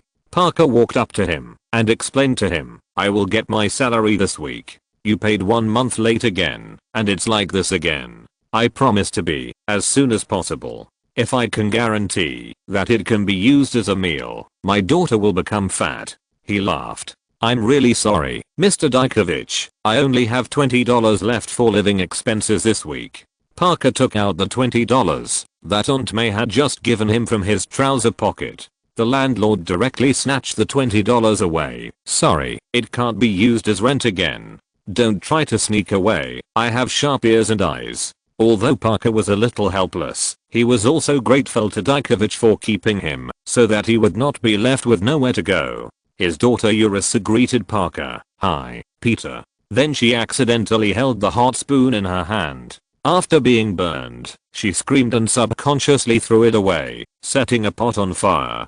Dykovich was a little helpless with his daughter and got up and closed the door to prevent her from making a fool of herself in front of Parker again. She has a good impression of you. Do you like it, Peter? Uncle Ben approached Parker and asked secretly in his ear. Parker lowered his head and felt a little embarrassed. Although her father seems to be difficult to get along with, he can tolerate you owing him rent, and hinted that you should not move out. He must be a cold-faced and warm-hearted person. Uncle Ben is experienced after all, and it is easy to see that Dykovich is just unpleasant in words, and he is actually quite good to Parker. Ah, there's light in that girl's eyes when she looks at Parker. Beautiful love always makes people intoxicated. Tony raised his glass and smiled gently. He could tell the meaning of a woman's eyes looking at a man. Those women in the past just wanted to get benefits from him, but only Pepper looked at him differently from others. Parker returned to the room, put down his things, sat on the bed, and didn't know what he was thinking.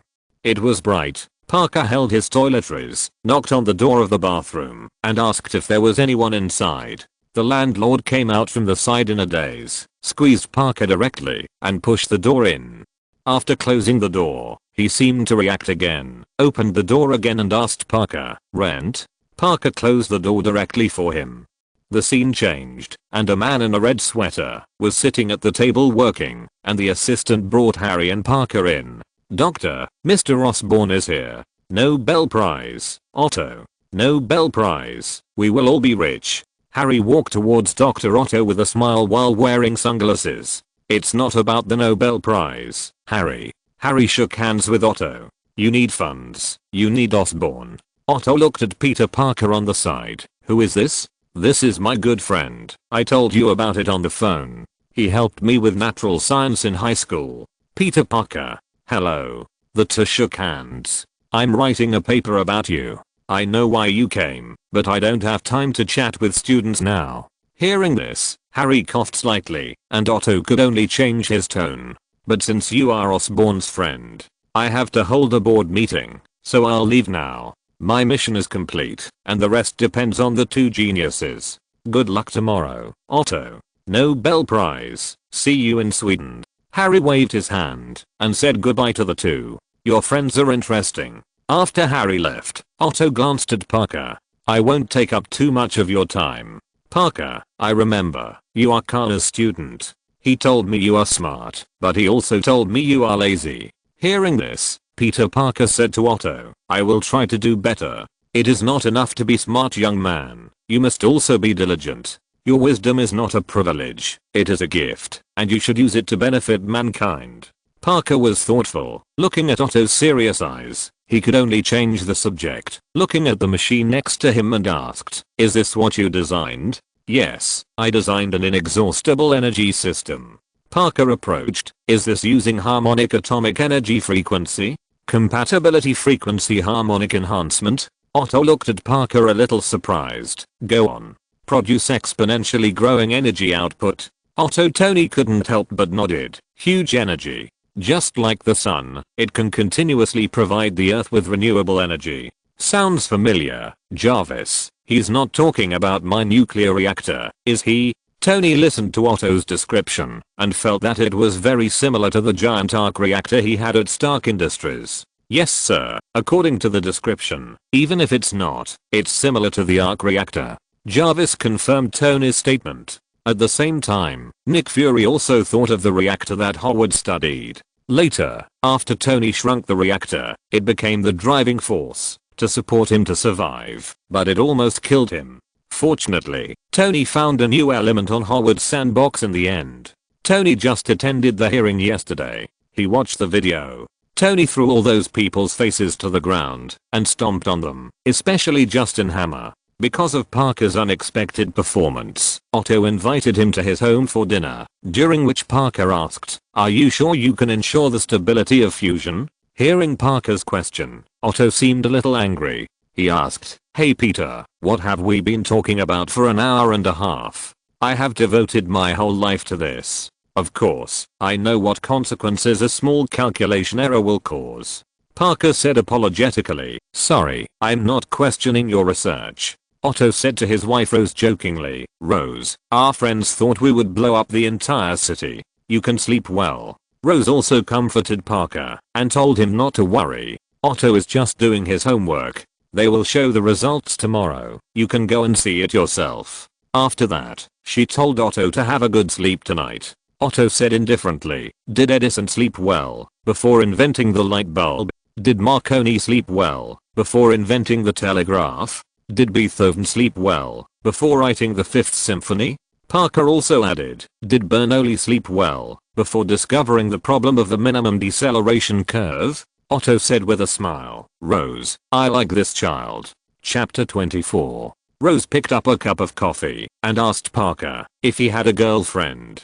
Parker hesitated and said he didn't know. "If you don't know, who will?" Otto frowned and looked at Parker. Rose helped him out. "If he doesn't want to say it, then forget it. Maybe it's a secret love." Otto didn't agree. He looked at Parker seriously and said, "Love should never be a secret. If you keep a complicated love in your heart, it will make you sick. I'm lucky to have found true love. Otto looked at Rose affectionately. We found it together. Love is hard to be perfect. You have to work hard to cultivate it. I met him in college. I know it's not easy to fall in love with someone.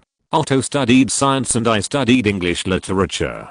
Rose looked at Otto sweetly. Otto also remembered the funny things at that time. Yes, I tried to explain the theory of relativity to her, and Rose tried to explain Eliot's poems to me. They both laughed at the same time. Otto said helplessly that he still didn't understand what Rose said. Rose couldn't believe it. Otto felt that Eliot's poems were much more complicated than cutting-edge technology. Otto looked at Parker and said to him, if you want a girl to fall in love with you, recite poetry to her. Reciting poetry? Otto nodded. It works every time. I don't agree. Why do you have to recite poetry? I don't need to recite, and women will fall in love with me. Tony was the first to disagree. He didn't understand what was so good about reading the poems of those poets.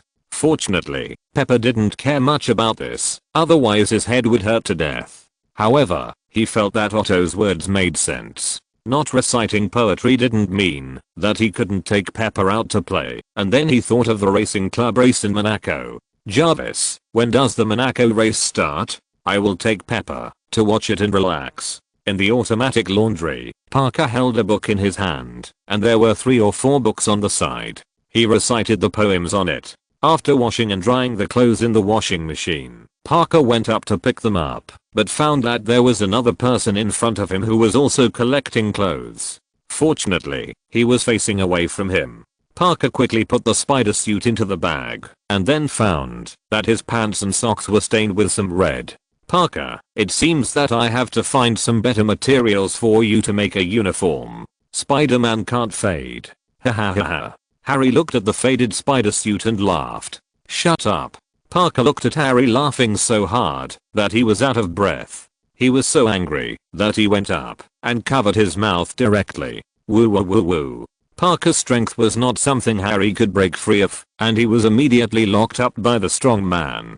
Parker returned to the rental house and took off his shirt, revealing a body of muscles. The lines were very perfect. The muscles were not big, but they were very powerful. He looked at the spider suit and suit in the closet. In order to participate in Mary Jane's performance, he deliberately tied a tie and put on a suit. Parker looked at himself in the mirror and smiled with satisfaction. There were a few photos of Mary Jane next to the mirror. He reached out and took the ticket stuck on the mirror. As soon as he went out, Parker heard the voice of Rent from the opposite door, which scared Parker and he hurried downstairs. Then he saw the bathroom door open, and the landlord ran out hurriedly in shorts, shouting to Parker, "Where's my money?" The shouting also attracted the attention of his daughter next door. When she came out, she saw that her father's trousers were not zipped up. She lowered her head in embarrassment. Following her line of sight, Dajkovic also noticed it, and quickly put on his pants, and went back to the bathroom. I'm too embarrassed to see anyone. Dad. Urasa covered her face. Her father was too embarrassing. How could she see anyone in the future? This was a big embarrassment. Sorry. Dajkovic didn't expect that he would appear on the sky screen in such a socially dead scene. Now he became famous. At night, people were coming and going in front of the musical theater. In the dressing room inside, the girl next to Mary Jane felt that Mary Jane was particularly nervous tonight. It was obvious that Mary Jane was extremely nervous because Parker would come to see her performance tonight, and even the others could see it. Parker picked up a bouquet of flowers from the flower shop and gave the money to the boss. Unexpectedly, the flowers were more expensive than he thought. The boss only gave him one. Parker looked at the flowers and smiled helplessly and left. The musical was about to start in 5 minutes. Parker was riding a motorcycle on the road, but a car with gangsters in it hit him from behind. After he sensed the danger, he jumped out of the car and did a perfect back. He dodged the collision by somersault. But his beloved motorcycle was not so lucky and was smashed to pieces. The 2 children next to him saw Parker's action and shouted in surprise, "How can you be so good?" Parker sat up and told the 2 to exercise more, rest more and eat more vegetables, and he really fooled the 2 children. "Oh, I knew it. The unlucky Peter Parker must have missed the appointment again. How can he win the heart of the beauty? Otto looked at the sky and sighed. He now has a good impression of Parker. He had to make sacrifices for the citizens. Rose came over with a plate of food, put it in front of him and said.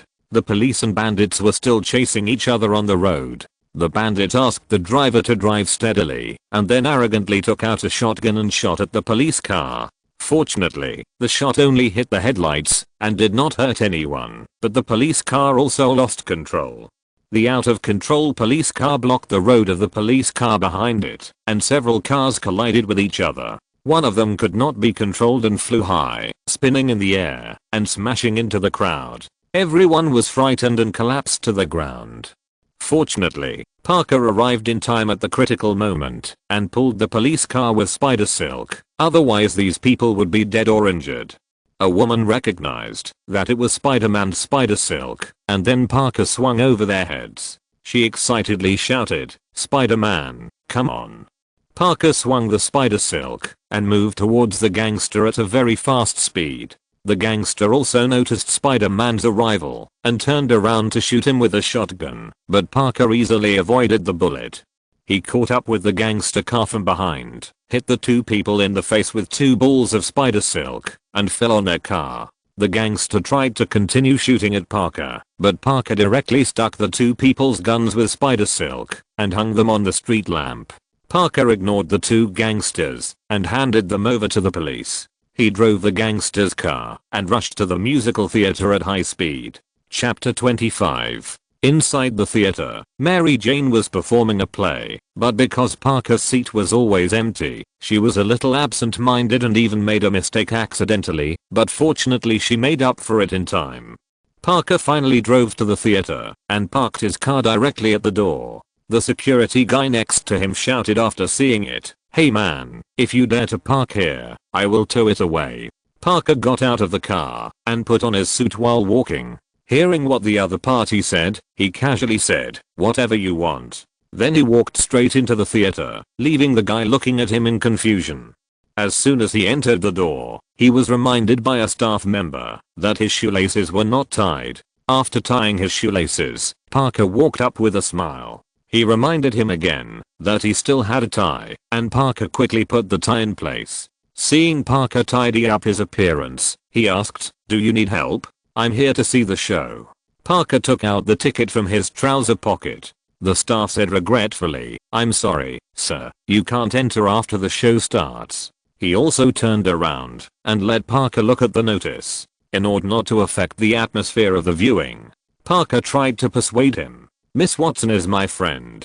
She invited me to the show. She didn't ask you to be late." Parker tried to say something, but the staff directly shushed him. This kind of thing is so easy to solve. Just give some money, but it's a pity that Parker doesn't understand and has no money. Tony shook his glass and lay on the recliner as usual, changing to a comfortable position to watch the sky curtain. Uncle Ben also told Parker that this kind of thing can be solved with money. As long as you give a little tip, you can get leniency. Parker couldn't get in, so he had to sit on a chair outside and wait for the play to end. While waiting, Parker saw a lady playing the violin next to him and began to sing a song praising Spider-Man. At this moment, Parker felt that what he did was meaningful. Although he lost a lot, he also gained a lot. The play finally ended, and people in the theater came out one after another. Mary Jane also walked out of the theater from the side. Parker stood opposite and looked at her from a distance. When he saw that she rejected her friend's invitation, Parker smiled. He thought he could be alone with Mary Jane for a while, but Mary Jane turned around and saw her boyfriend. Mary Jane was surprised and kissed him. The smile on Parker's face gradually disappeared, and his eyes became red for no reason. At this time, several police cars with police lights on the road sped by.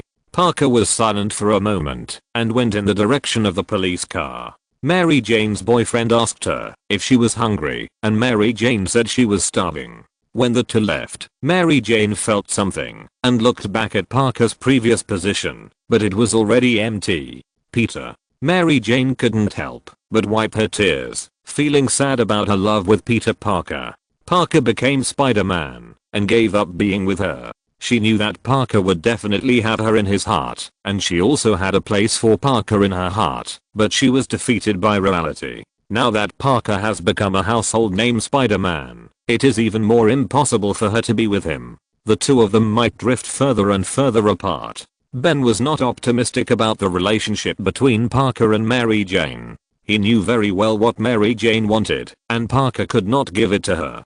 Parker ran to a dark corner and started running wildly. He took off his suit, revealing the spider suit inside, put on the hood, jumped suddenly, shot out spider silk, and flew away. On the street, 4 or 5 police cars were constantly chasing the criminals. In the sky, Parker was swinging on a spider silk and following the sound of the police car. He swung on the spider silk to a very high position and wanted to launch the spider silk, but suddenly found that he couldn't launch it. He screamed and fell from the air, directly hitting the exhaust pipe on the roof of another building. There was a cry of surprise from the crowd. Everyone was frightened by the scene of Parker suddenly falling from a high altitude. Oh my god. How could he fall? A lady said in horror. Will his life be in danger? Someone asked worriedly. I hope he's okay. This is terrible. An old man said tremblingly. What's going on? Jarvis, help me analyze why Peter Parker suddenly couldn't launch spider silk. Tony also became nervous, put down his glass, and looked at Parker, who fell on the exhaust pipe with a serious expression. Sir, after physical and psychological analysis, Peter Parker's body is fine. It is inferred that his psychology has changed, causing his ability to fail. Jarvis quickly analyzed the approximate possibility. Is it hard for a hero to resist beauty? He should be brave enough to confess his love to Mary Jane directly, instead of being like this now, unable to forget her and refuse to approach her. I told him that this would cause problems. Tony muttered to himself angrily. Parker got up and asked in confusion, what's going on? He looked at his wrist in confusion and jumped to the edge of the building, looking at the cars coming and going below. He stretched out his hand to shoot spider silk, but he couldn't shoot it. Parker even had symptoms of acrophobia for no apparent reason. Outside the elevator in the building, a man was waiting for the elevator with a dog. The elevator door opened, and he was surprised to find that Spider-Man was in the elevator. Parker gave him a seat and he walked in with the dog. It was the first time he was so close to his idol. He couldn't help laughing and looked at Spider-Man frequently, asking him if he was doing well recently. Parker replied good. The atmosphere between the two gradually became awkward. He suddenly said, the clothes are cool. Parker glanced at him and said, thank you. The man looked at the spider suit carefully and asked, where did you buy it? I made it myself. Well, it looks uncomfortable to wear. Yes, it feels itchy, and the crotch is tight. Hearing this, he couldn't help but look at Parker. Fortunately he's fine. I was so worried when he fell down. A lady looked at Parker, who was not injured, and breathed a sigh of relief. Me too. I thought he would fall to death. Fortunately, he is fine. God bless him. Another man standing by also said thankfully. After that, the two looked at each other and were happy that Parker was fine. Peter, are you sure you are okay? Why did you fall down suddenly?